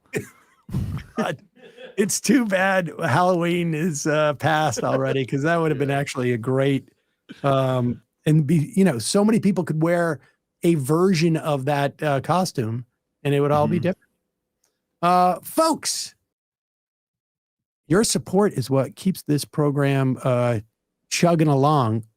When you become a member of the Majority Report, you not only get the free show free of commercials, but you get the fun half, and you can IM us in the fun half. So join the majorityreport.com. Also, check out the AM Quickie. 3 days a week for free in your email box. If you want 5, you pay a couple of bucks. I think it's like $1.25 a week or something. Whitney and Corey doing a great job every day of summarizing the important stories that you need to know. Gives you a great way to start your day off. Always in your email box around 9 a.m. And it'll take you about 5 minutes to read it. And you will feel at least in somewhat on top of this stuff. amquickie.com. Also, check out our merch shop. The Trump slump stickers are flying off the shelves. We may have to do like pre-orders soon, but check it out. Those Trump Brian did those up, and they are pure gold. Selling like hotcakes. And these stickers have all sorts of utility. First of all, what a great gift. You're showing up at Thanksgiving. Thanks for having us. Here's some Trump slump stickers. Yeah, put on your uncle's truck. You're Right driving next to his gas tank. You're driving. You're driving for Thanksgiving. Maybe you go into a store and things are a little bit expensive. Trump slump. There you go. I mean, it's. You don't have to say. Yeah, we don't have to suggest what you do with them. You do what you come up with your own ideas. When you put it on, you got to say Trump slump. That's the the TikTok challenge. Yeah. And check out our Discord. We have over 17,000 people in the Discord. It is incredibly active. And it's a great place to go if you want to you want some tips on organizing, you want to connect with people in maybe in your area. You want to talk about movies, you want to talk about politics, whatever it is, majoritydiscord.com. Check that out. And lastly, Just Coffee. Just Coffee is a co-op in Madison, Wisconsin. They make blends and single origin coffees. You can get the Majority Report blend there. They're a great company. They really take care of their producers, whether it's down in Chiapas or in Africa. And use the coupon code Majority, you get 10% off. That's also a great gift. That's a great stocking stuffer.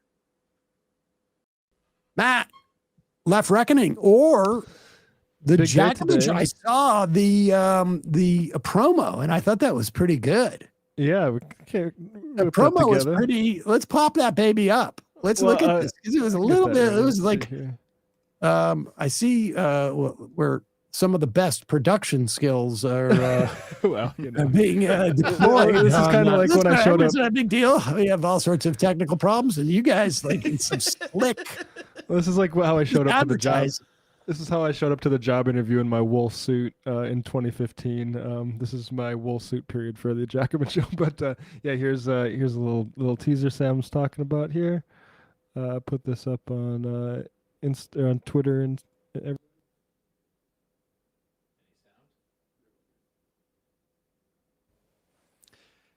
You ready, Matt? Let's do it. Whoa! And okay. All yeah. right, never mind. But here's the where people need to go and click this link here on the Jacobin at Jacobin Meg YouTube channel. Zohar Mamdani's Democratic Socialism Can Win Everywhere. We had Sheikh Sadiq and Eric Blanc on talking about strategy, and we did a little fun clip up top. So go subscribe to Jacobin on YouTube and check out our first episode. It's going to be on Friday mornings at 10 a.m. Eastern. There you go, folks. That was pretty slick, I thought.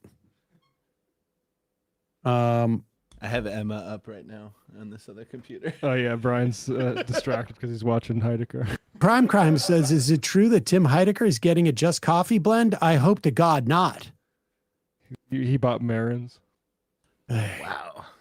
Just all they go for is your rivals. It's crazy. All my Bet Noirs. That's what your autobiography should be called. All my Bet Noirs.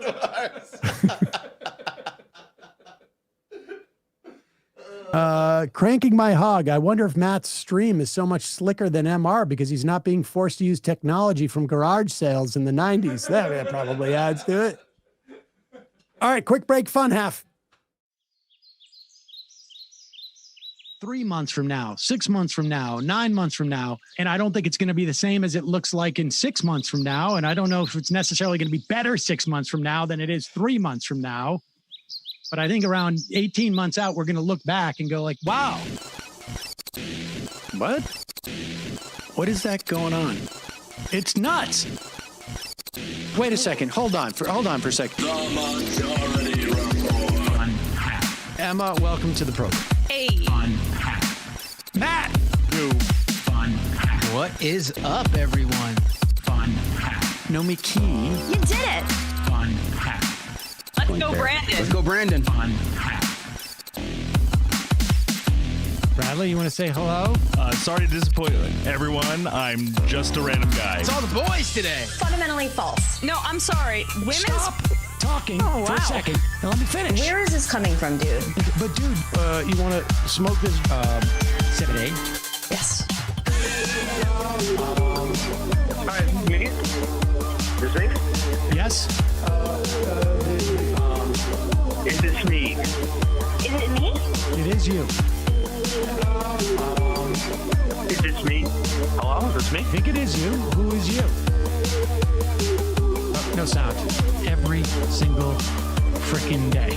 What's on your mind? Sports. We can discuss free markets and we can discuss capitalism. I'm gonna go throw up. Libertarians. They're so stupid, though. Common sense says, of course. Gobbledygook. We fucking nailed him. So what's 79 plus 21? Challenge Matt. Positively quivering. I believe 96, I want to say. 857-210-35. 35. 501. 1/2. 3/8. 9/11, for instance. $3,400. $1,900. 6.543 trillion sold. It's a zero-sum game. Actually, you're making me think less of it. But let me say this. Poop. Call it satire. Sam goes to satire. On top of it all, Yeah. my favorite part about Yeah. you is just like every day, all day, like Yeah. everything you do. Without a doubt. Hey, buddy, we see you. All right, folks. It's just the weak being weeded out, obviously. Yeah, sun's out, guns out. I don't know. But you should know. People just don't like to entertain ideas anymore. I have a question. Who cares? Our chat is enabled, folks. I love it. I do love that. Look, gotta jump. Gotta be quick. I gotta jump. I'm losing it, bro. 2 o'clock. We're already late, and the guy's being a dick. So screw him. Sent to a gulag? Outrageous. Like, what is wrong with you? Love you, bye. Love you. Bye-bye.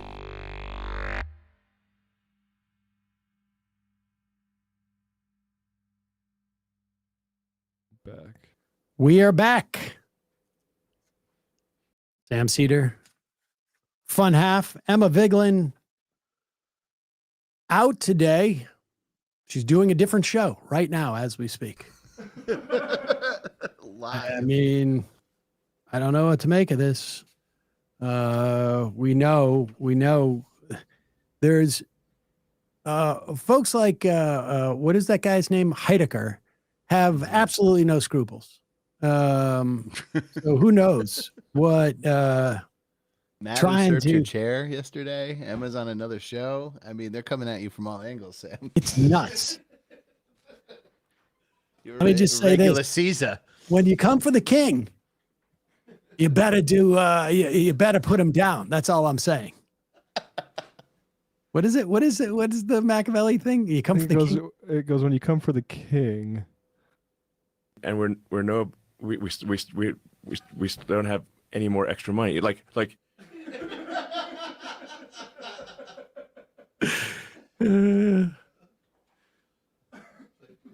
Okay.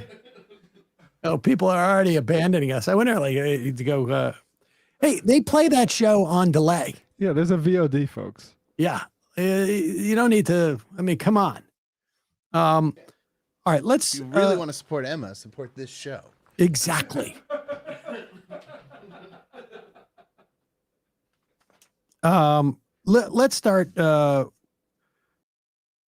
John Fetterman collapsed the day after he said this. I think it was, or 2 days after he said this. I don't know if it. He was on with Barry Weiss on the Honestly podcast. Honestly. And this is after he said, like, you can't, it's almost like you can't be devoted to Israel and be a Democrat anymore. Devoted. Devoted. That's a quote. His word. His word, not mine. And then he went on.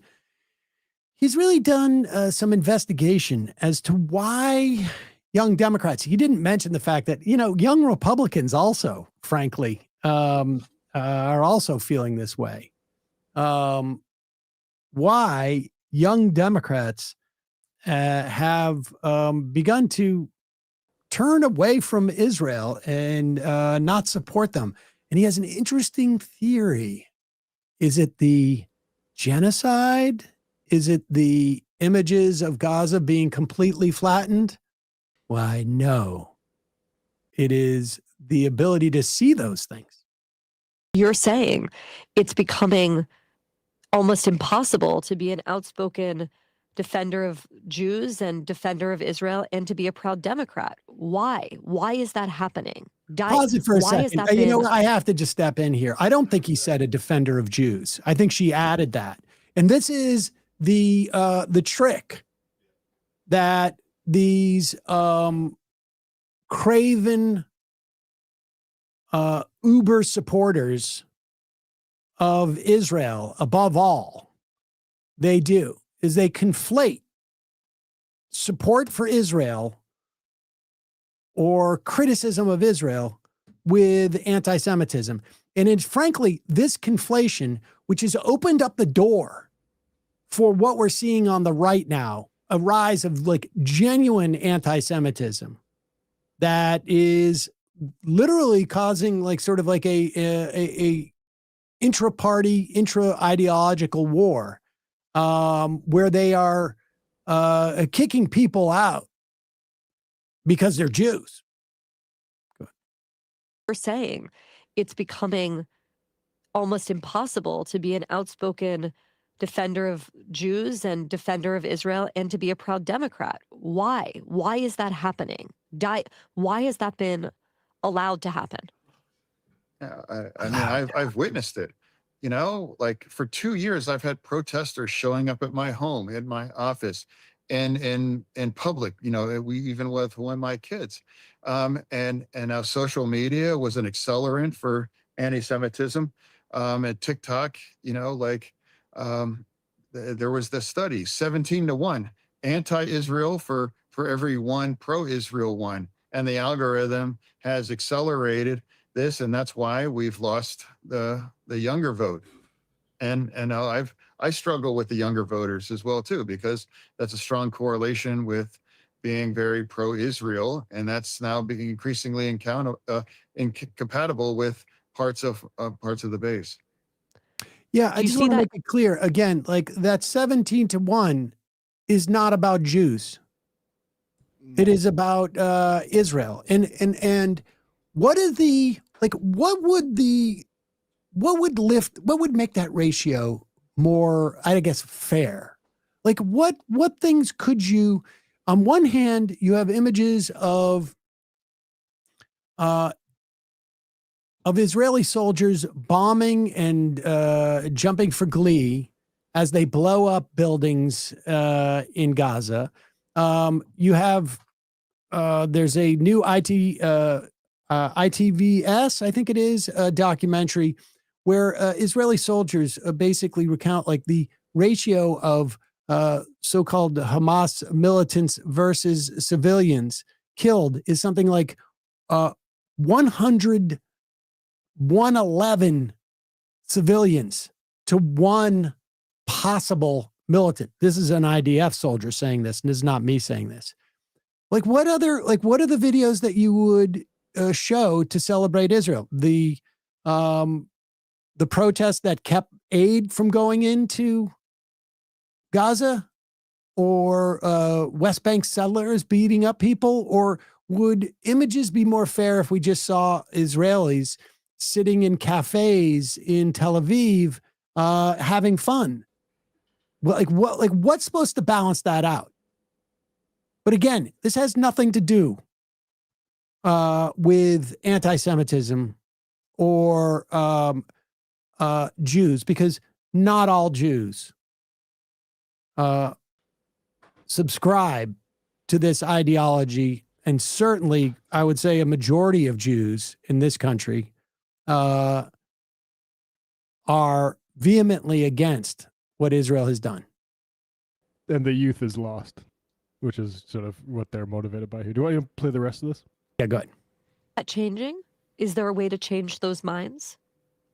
Right now, no, I don't. And I have no regrets. You know, I could keel over tomorrow, but one of the things I'm proud of is standing with Israel. Coincidentally, about 36 hours after this aired, he in fact did literally collapse because apparently his heart stopped, and he has some type of like built-in thing. Yeah. So I don't know. Let's hear what that's supposed to imply. I have no regrets. You know, I could keel over tomorrow, but one of the things I'm proud of is standing with Israel after the Gaza war. They deserved a committed voice through that terrible war. That's the worst since the Holocaust. And now the cheapening of our language, genocide, and using those terms. I mean, that's just categorically not what occurred in the Gaza war. Having to that's part of the tragedy now. And the smear, and whether it's the blood libel, whatever that is called, it's like Israel never targeted civilians, and they never tried to starve or committed any kinds of genocide. I mean, the guy, is literally has to have like just these bullet points in front of him because he can't. I mean, there's nobody who's made that argument. I mean, you can look at the reports now from the Biden administration where they had internal debates about like how bad this was and how they had reports about this going on.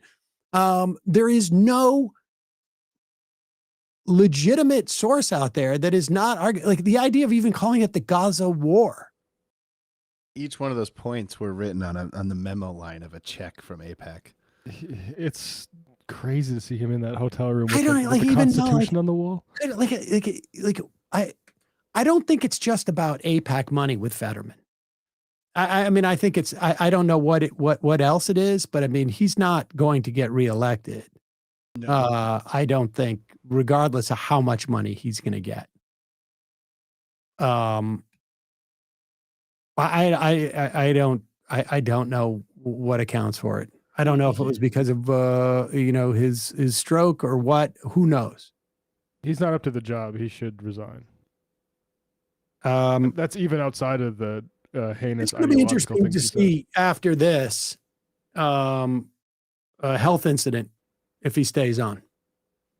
It's worth looking up. I think probably what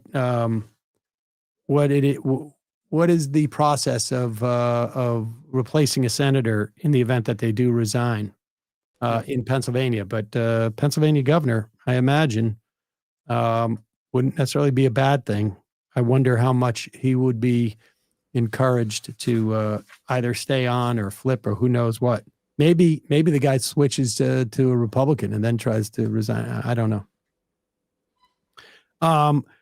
But checking in, we got an update. This is from last week, from the Aldagama family. This is the family that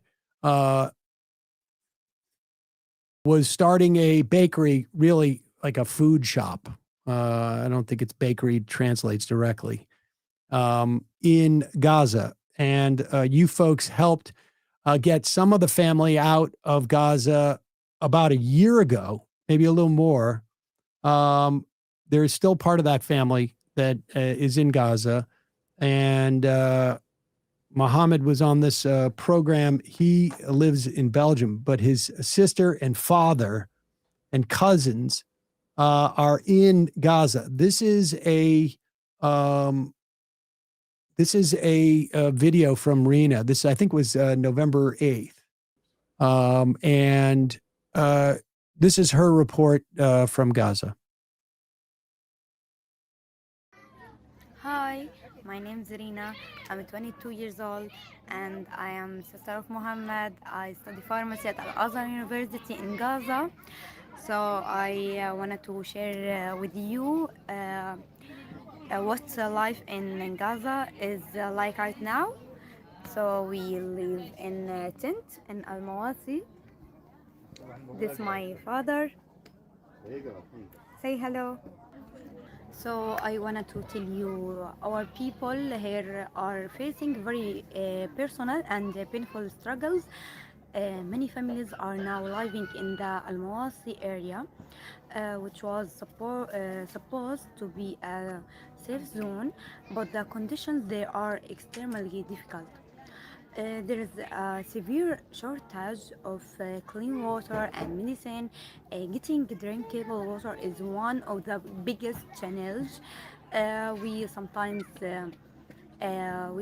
walk long distance just to fill a small container to share among many people. So even in area labeled as low risk, we still hear explosions all the time. Drones, quadcopter, and aircraft never leave the sky. Their buzzing sound is constant. It becomes part of daily life. Remember that danger can happen at any time. We live in a continuous state of fear. Yeah, really. And Some people try to return to where their homes used to be, not to live there again, but just to see what is life, or to take something meaningful. But many don't return. Some are called on the way, others are arrested. So people are forced to choose between staying displaced in harsh conditions or rising their lives just to look at the place they once called home. And education has also suffered deeply. Schools were closed for almost 2 years. Many children, especially the younger ones, forget how to read and write. Because of this, tent schools were created to help them learn again, but the environment is not suitable for studying. There are no school supplies, no books, no desk, and learning happens while drones hover above, and explosion can be hard nearby. Still, they try because they want to hold onto hope and to the possibility of a future. So I hope that those who are able can consider supporting us. Even a small donation can make a real difference in providing food, water, or education supplies for children. And I wanted to say thank you truly to everyone who has already donated or supported us in any way. Your kindness mean more than you can imagine. Your support reminds us that we are not alone. Thank you for listening, and thank you for praying. Thank you. Since the so-called ceasefire, hundreds of Palestinians been killed in Gaza. 1,500 buildings have been razed, destroyed by the IDF since the ceasefire. And you're already at the beginning of the so-called ceasefire, you already had about almost 85% of the buildings, structures in Gaza destroyed. Just insane. Next week we will play some clips of those that of the ITV documentary and talk about that. And on Monday we're going to be talking to Murtaza Hussein about the some of the Epstein IDF connections. But in the meantime, if you have the opportunity to support the Gaza Bakery, we will put the link in the podcast and YouTube description. Again, that's they're at looks like about 120,000 euros toward the 150,000 euro goal. And you know, this I suspect would be ongoing. They have been feeding folks there. You can read in about Muhammad's family and their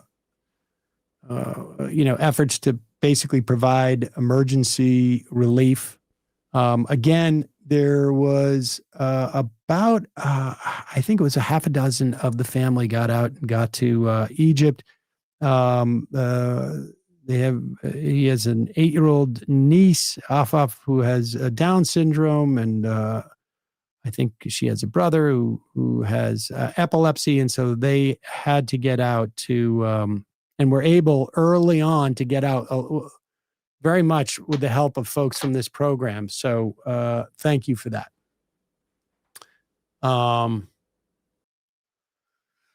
Let's take some IMs. Science is political. Have you seen or covered a video of an activist talking to the staff of Tim Kaine where the staffer told the activist this isn't about politics in reference to the shutdown? I think it was Tim Kaine she was speaking to. I did see that.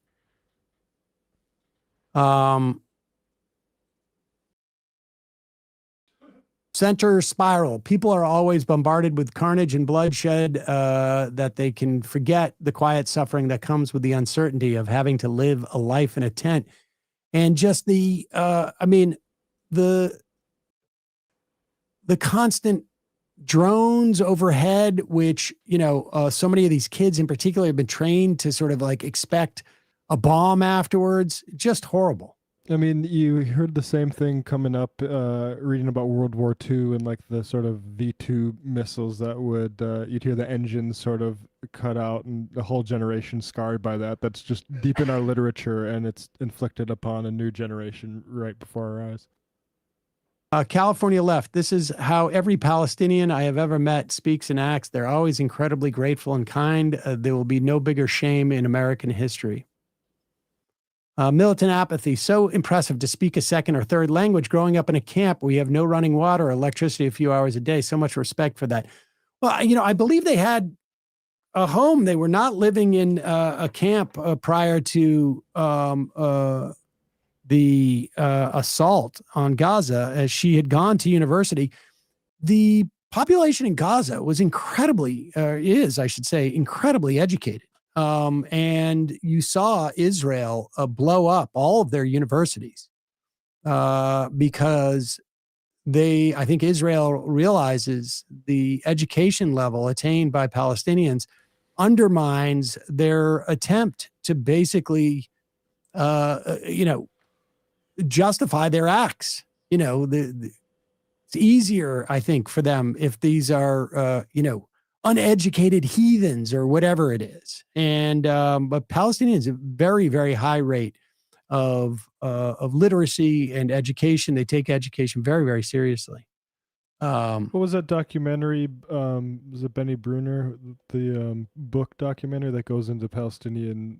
Yes, The Great Book Robbery, which was about Israeli Danish filmmaker Benny Bruner had done a documentary that is definitely worth watching about I don't know what it is, like the third underground floor of the Israeli National Library is full of Palestinian books that were confiscated from Palestinians or taken from Palestinian homes when Israel took those homes in Jerusalem in 1947-48. And that indicate two things. One, obviously, Palestinians were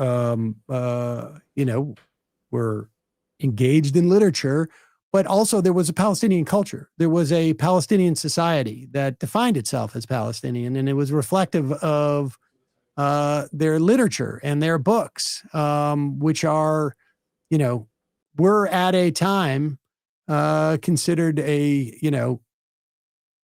sign of a civilized society.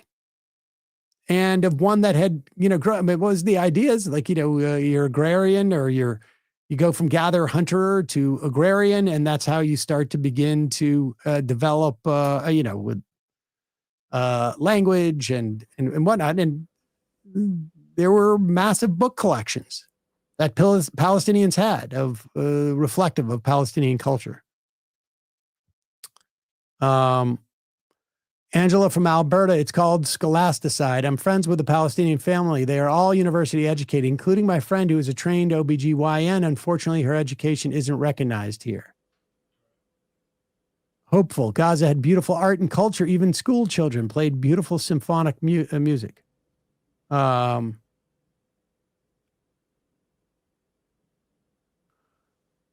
Bass, I'm here for you, Sam.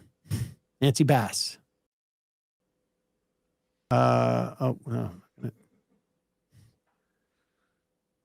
Richard Marxist. Goodbye, legal weed, though I hardly knew you. You had all the grace to get me stoned when I bought from a gas station. Remember when Big Balls got beat up and they tried to say 15-year-olds were going to be tried as adults? Because, 15-year-olds are practically adults. Hogtown. Apparently, we're going to try turning Fetterman off and turning him back on again. What if he was back to normal?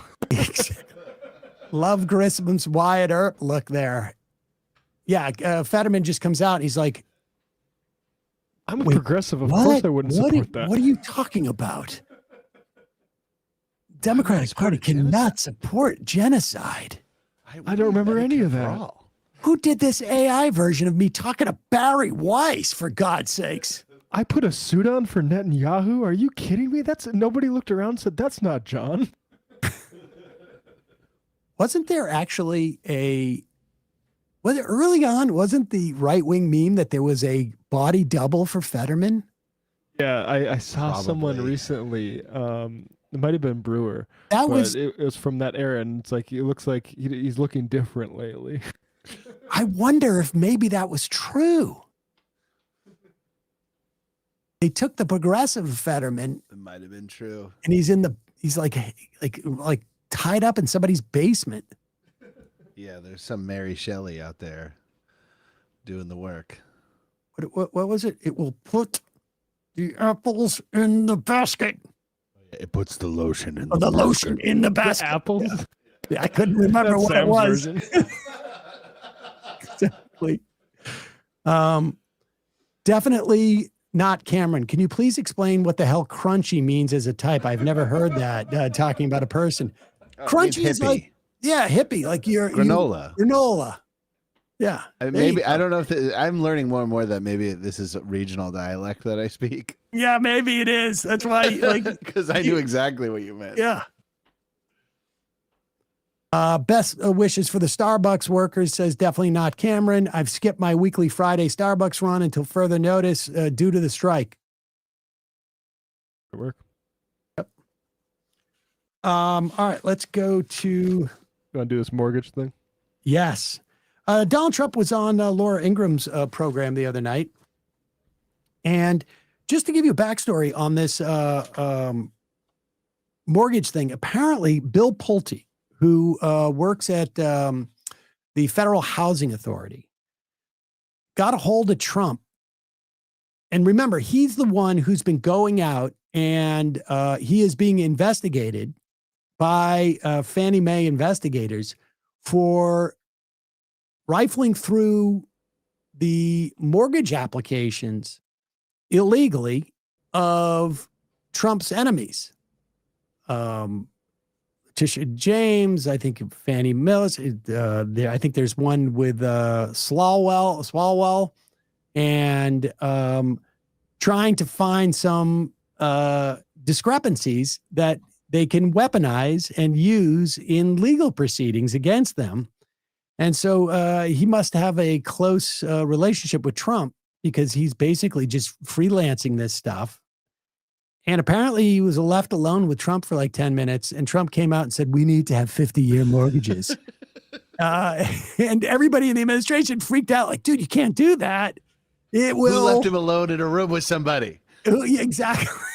You can't.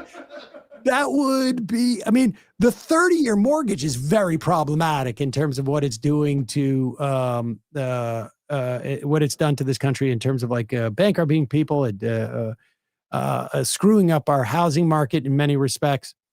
But a 50-year mortgage, you would be paying, like, the amount of interest would be enormous. Like it just would allow for people, it would allow for a lot of bad loans. But here is Donald Trump. Laura Ingraham got a little bit concerned about it, and here she is talking to Donald Trump about it. Housing director has proposed something that has enraged your MAGA friends, which is this 50-year mortgage idea. So a significant MAGA backlash, calling it a giveaway to the banks and simply prolonging the time it would take for Americans to own a home outright. Is that really a good idea? It's not even a big deal. I mean, you know, you go from 40 to 50 years, and what it means is you pay something less from 30. That some people had a 40, and then now they have 50. I'll tell you All it something. means is- Nobody, but first off, nobody had a 40. No. There is no 40-year some people mortgage. did. No. Some people had a 40. Jim had a 40. Also, Don't correct me, Ingram. Are you Kevin. the president? Yeah.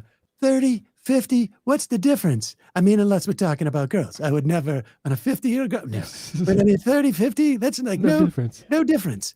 No. That's what Laura should have done. She should have brought out a 30-year-old girl and a 50-year-old girl and be like, now do you see the difference? Well, okay, now I'm starting to see what you're saying. Oh, I made a huge mistake. I wouldn't do that. Now, 50 seems a lot. That's a lot. That's a long time. That's a long mortgage time. is back to 20. Yeah, I wouldn't want to be, no, I couldn't do that. It's not a big deal. What do we go back down to 15? We go back down to 15s. More 15s. That's what I say. Not even 30s. Let's do 15s. Let's do 15s. Megan Kelly says it's fine. The 15 Yes, Megan Kelly says Megan, she has blood coming out of 15 her river. would Where be do you got better. blood coming from? That's out enough of you? 30. God.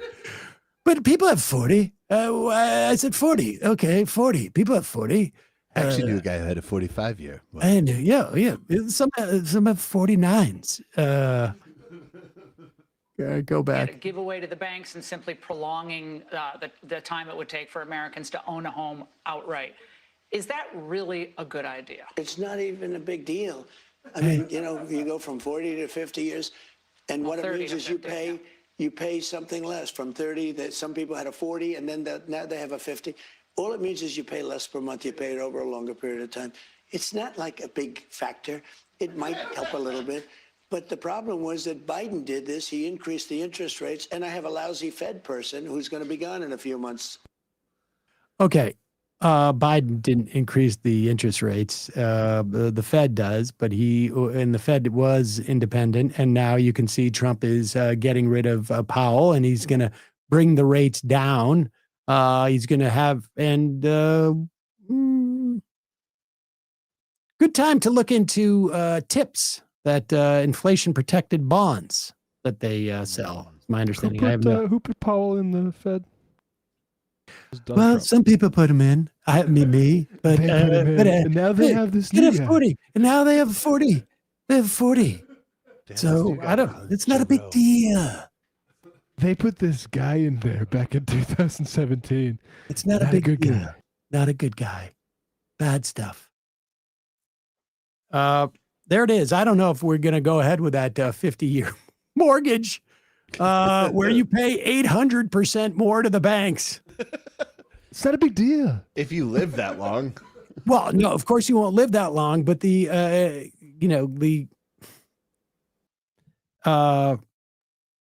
banks will make out quite well. And then can you imagine the derivatives? You've now almost doubled the length of time in which you can sell derivatives against this thing. Yes.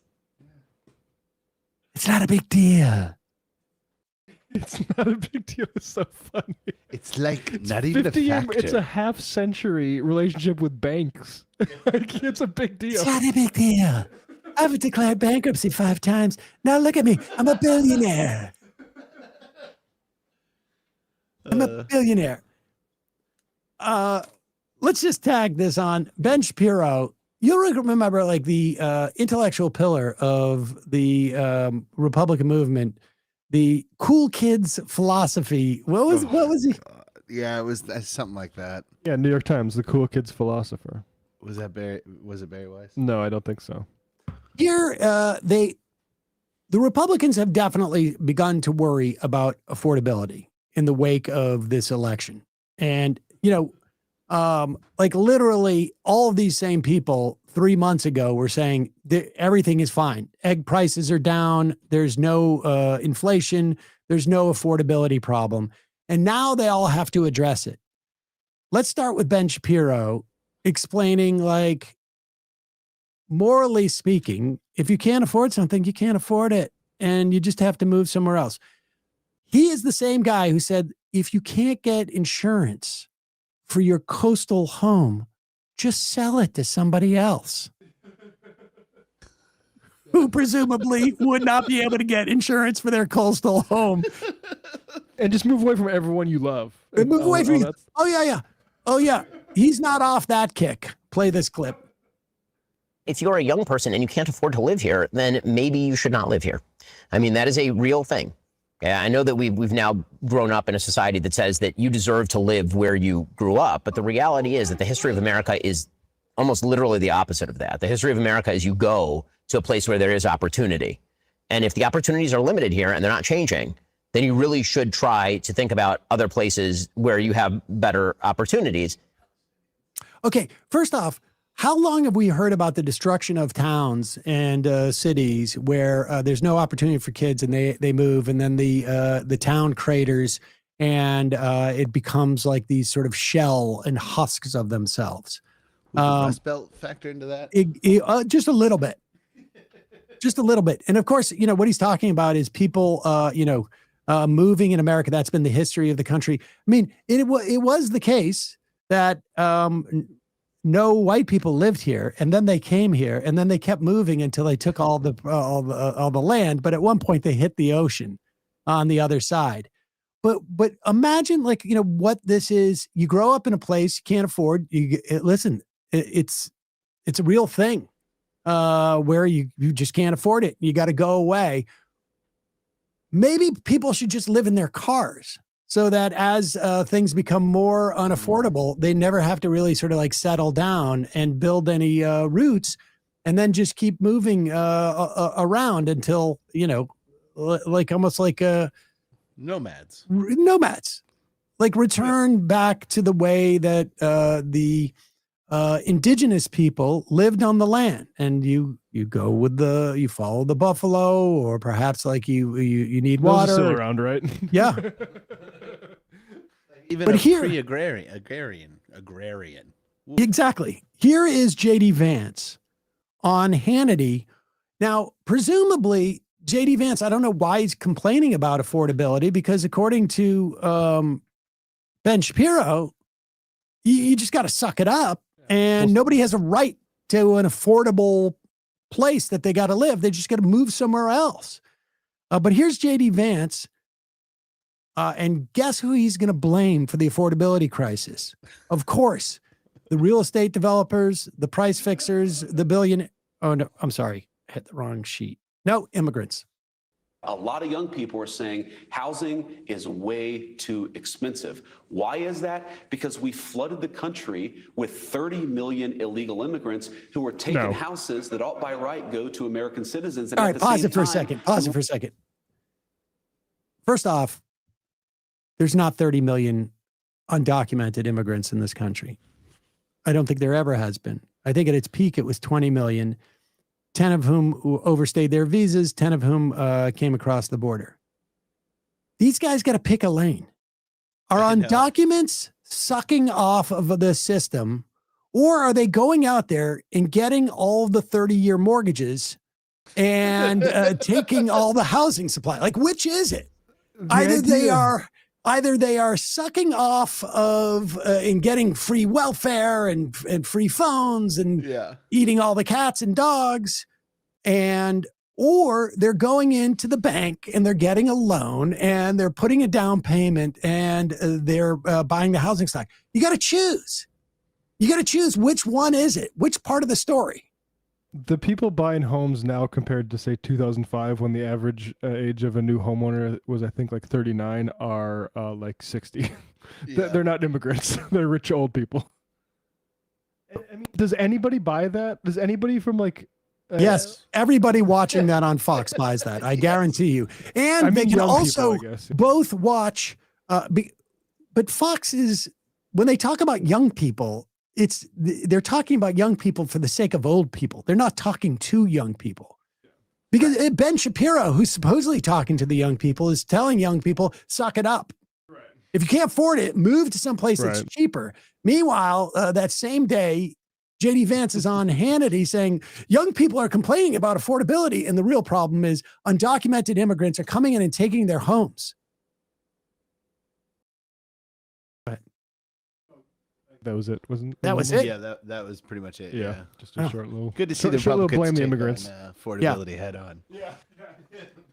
This is JD Vance. Understand, this is JD Vance, like, trying to pick up the Trump mantle, right? I mean, the time's now. The time is now. He is like moving forward with Operation. I'm going to be as much of a nativist and xenophobe as Trump is.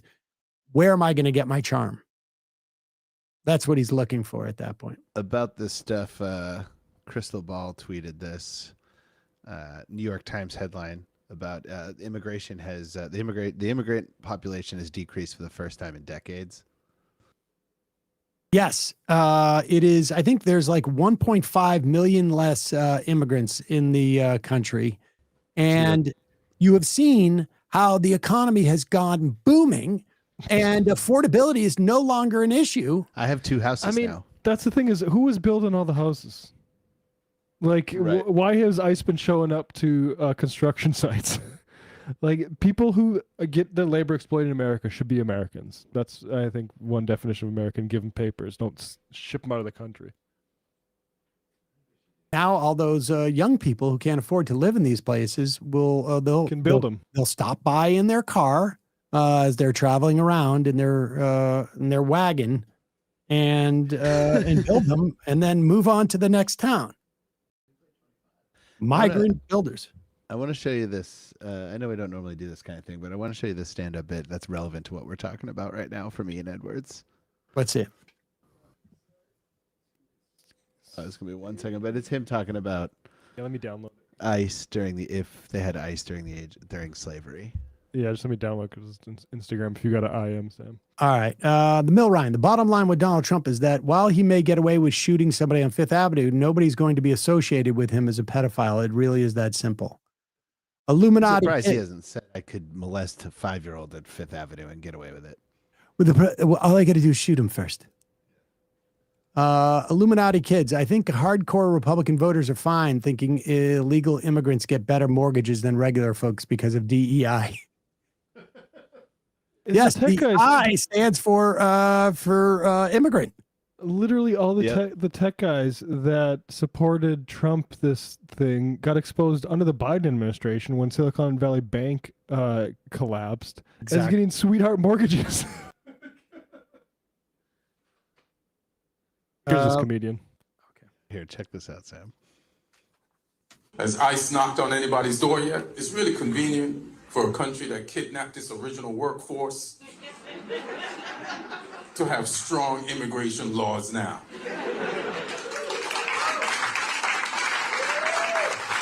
You know what I'd love to have seen 200 years ago? Some slaves picking cotton in a field and ICE pull up.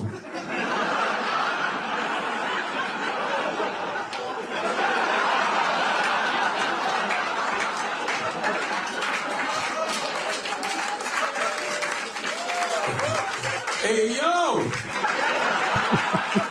Sorry, master, they found us. Come on, man. You know how much I like working for you for free. Yeah, the full bit is, as it said on his YouTube channel, it's very good. Let's see, Ian Edwards. Yeah, Ian Edwards. He's known as being an incredible joke writer. Let's put that link in the YouTube and podcast. Let's play this Michael Schmidt on MSNBC. You remember Matt Gaetz? He was Donald Trump's original nominee to be the top law enforcement officer in the country. Jesus Christ. The head of the DOJ. And he was a former congressman who bragged about, showed videos to his fellow congressmen of girls that he had hooked up with, and bragged about crushing like Viagra and Red Bulls so he could go all night. And you'll also recall he had an adopted son who seemed to be like 10 years younger than him. Strapping young fellow who Gaetz decided to adopt to provide a father figure or like an older brother. I'm not quite sure the dynamic. Wow, but so generous. Listen, families don't have to be as traditional as they used to be. But also, I don't think you can testify against a family member, can you? Is that... I'm not sure, but anyways, let's play this report from Michael Schmidt on MSNBC. Bro, I'll just adopt you. Brilliant. Paid to be involved with Matt Gaetz? So she wanted money to save up to buy braces. She wanted to fix her teeth, and she wanted to do that and didn't have the means to do that. So she was working at McDonald's, and it was her junior year in high school. She had just turned 17 a couple of months earlier, 3 or 4 months earlier. She goes on this website. She meets Joel Greenberg, who's a friend of Matt Gaetz. And Greenberg starts giving her drugs, starts paying her. And then by that July, she's at the home of this this lobbyist in Florida, where there's this party where she's still 17 and she takes drugs and she drinks and she has sex twice with Matt Gaetz. And some of the details from that are directly from the House Ethics investigation. And all this came out, I guess, through Freedom of Information Acts. I don't know. I mean, like, he's a predator. I guess he waited until she was above the age of consent. But real shame we don't have someone like that who understands the intricacies and nuances of consent laws, who could be head of the Department of Justice. Yeah, that Greenberg who they saw, there's something weird with expired driver licenses being found on his desk, which implied he's maybe like creating fake IDs or something for, people who need fake IDs, aka people who are under 21. This is endemic to the particularly the Republican Party, of course. It's probably of course we know there's issues with Epstein and the Democrat side too, but there was this guy Anton Lazaro who was interestingly Tucker Carlson's source for Ilhan Omar married her brother, who had his appeal turned down by the Supreme Court earlier this year. He was appealing a decision against him for having used a college girl to basically at University of St. Thomas in Minneapolis, basically groom other young girls for him. So pretty common little tactics I got going on over here. I mean, I have to say, I have been surprised that there has not been more. Larry Summers, of course, is all over the Epstein files, but for the most part, you don't see a lot about Democrat. Now, there's 20,000 of these emails, and we'll see what comes out.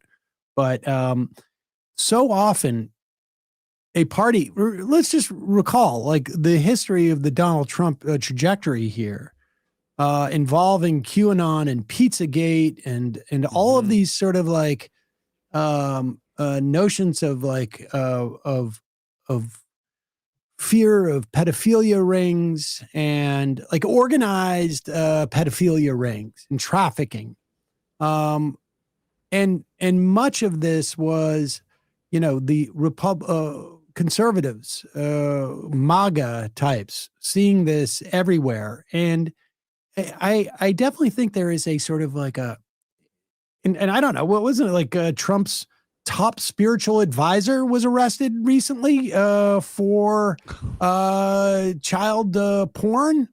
We hear these stories all the time, and I think to a certain extent the intense moralizing and panic is really a way of like the entire movement sort of like externalizing what is raging within them.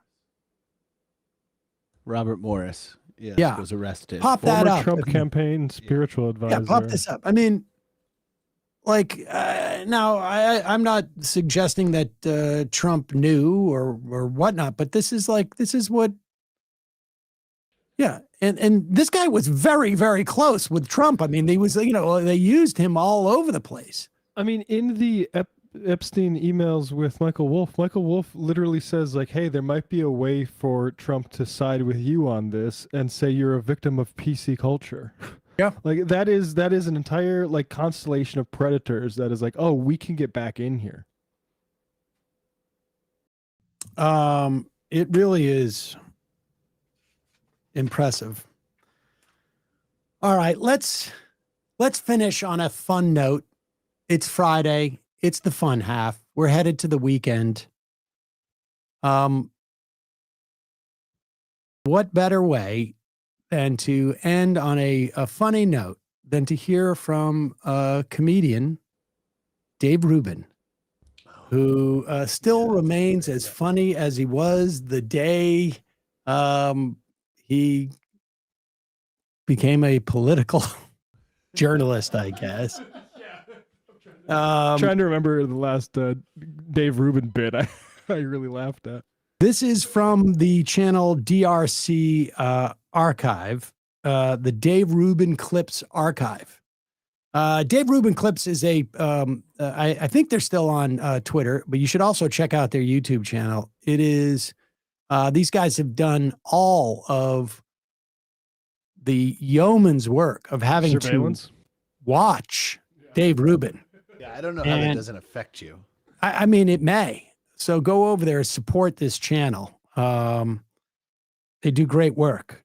And here is Dave Rubin anticipating and reacting to the election of Zohran Mamdani. If you are in New York City, tell your friends, do not vote for Mamdani, vote for Cuomo. That your father's cousin is not your aunt. That's your second cousin. That's how it works, right? Pause. Wait a second. Wait. Like, he was complaining about Mamdani referring to somebody as his aunt. And what is he saying? Your father's cousin is not your aunt. It's your second cousin. No, it's actually, if it's your father's first cousin, it is actually your first cousin once removed, if you are a child of the father. But that's, I mean, accuracy, come on. What am I doing? Of math that I didn't get this far in math class. What am I doing? Go ahead. Vote for Cuomo. That your father's cousin is not your aunt. That's your second cousin. That's how it works, right? Nope. I don't even want to explain all this. You get it. Here's Victor Davis Hanson, who's one of the great intellects of the right, ripping into Mamdani for basically everything. He's very sensitive about the African American and Latino vote, which I don't think he's going to win. Zohran Mamdani, who, by the way, I like. What do you mean you like the guy? First off, I'm guessing you've never met him, probably. But what do you mean you like the guy? You like the guy, what? He will not admit what his true positions are. Of course he'll be for Sharia law. Of course. What is this guy? Whoa, wait a second. I didn't know about the Sharia law thing. He didn't admit that. Of course he's going to be for Sharia. Of course he's going to be for Sharia law. That's why his wife is allowed to do whatever she wants and is an artist and an influencer. It's a ruse. It's a head fake. Of course. In 2018 or something, right? Like, or he moved when he was 7, but like, it's just, it doesn't even matter. What are you doing? wait. We got to go back. We missed that build up. He says that he came here in 2017, which of course would have been 8 years ago, at the age of 25. And his argument is he's barely been in this country. And then it turns out to be 7. And it's like, it doesn't matter. God. It's like, but what do you even a factor? That's what I'm saying, though. Yes. You like the guy. You like the guy. What? He will not admit what his true positions are. Of course he'll be for Sharia law. Of course. What is this guy who moved to America? And when did he move to America? In 2018 or something? Right? Like, or he moved when he was 7, but like, it's just, it doesn't even matter. What are you doing here, man? What are you doing here? He wants to take over rent control from private people who are renting apartments. Mr. Mayor, in 30 seconds, is there any chance that at the end of today, we will both be smiling? Yes, there's a chance. I always say, it's like, thank God I have a smart audience, so I don't have to constantly repeat myself. I do have to do it a little bit. And actually, my audience, and I'm very proud of this, most people in our space aren't proud of this, my audience skews a little bit older. CNN projects that Democratic Socialist Zohran Mamdani, the Democratic candidate, will be elected the next mayor of New York. Here we are. So the socialist, as Charlie said, Muslim communist will now be the mayor Socialist of New York Muslim City, communist. the once great epicenter of capitalism, literally in the entire world. And here he is quoting socialist Eugene Debs during his acceptance speech last night. But as Eugene Debs once said, I can see the dawn of a better day for humanity. Okay, first off, let me point out that you can start to see a little of his jihad coming through. You're going to hear more of the gutter. Wait. No. You have to go back because the jihad that he's talking about is that his voice is getting more guttural. He literally says that. It is. What?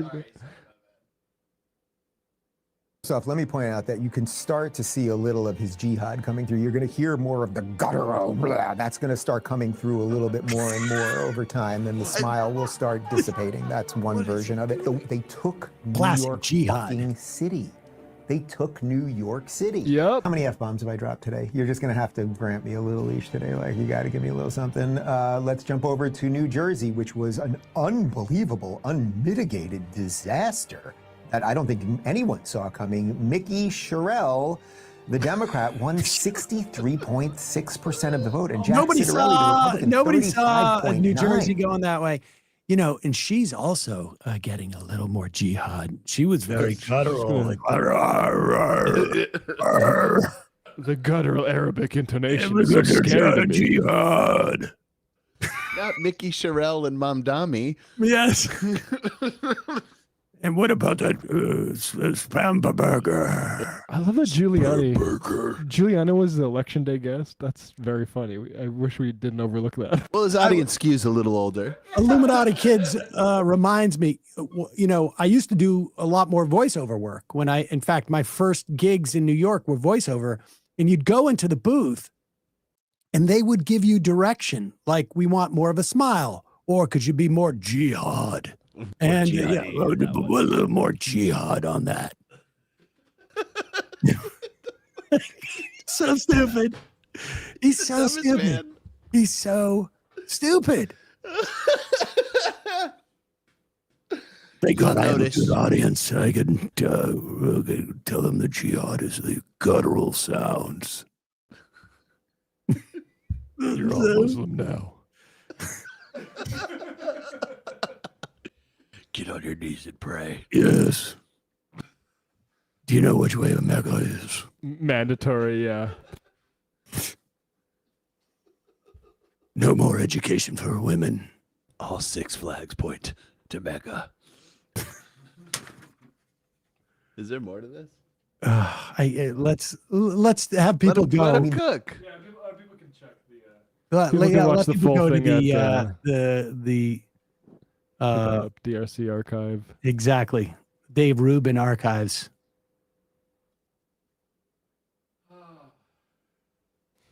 Man. Wow, he's a treasure chest, isn't he? Oh my God. All right. 5 IMs, we're out of here. Toronto Dave, how cathartic was it to hear Emma call Chuck Schumer a concierge, not a leader on Pod Save? Enjoyable. Ooh. Is Megyn Kelly really a lawyer? I think she is. I think she was, definitely. Matthew from Philadelphia. When is Emma on her take? I think that went up already. Oh, wait, no. No, not happening. Probably never. Left is cuck. Can I get a shofar for my birthday? I'm finally too old to be on my parents' insurance. Okay, congratulations on that.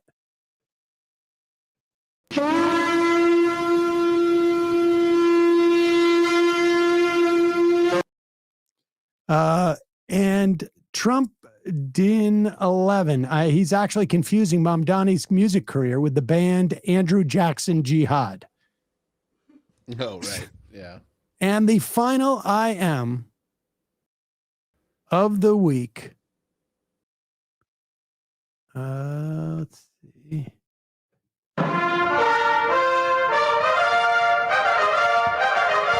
Richard Dreyer, about the ballroom. I was wondering if maybe it was a dumb idea to start a major demolition construction project in the fall. I'm from the South, but I live in Metro DC, and it's getting really chilly around here.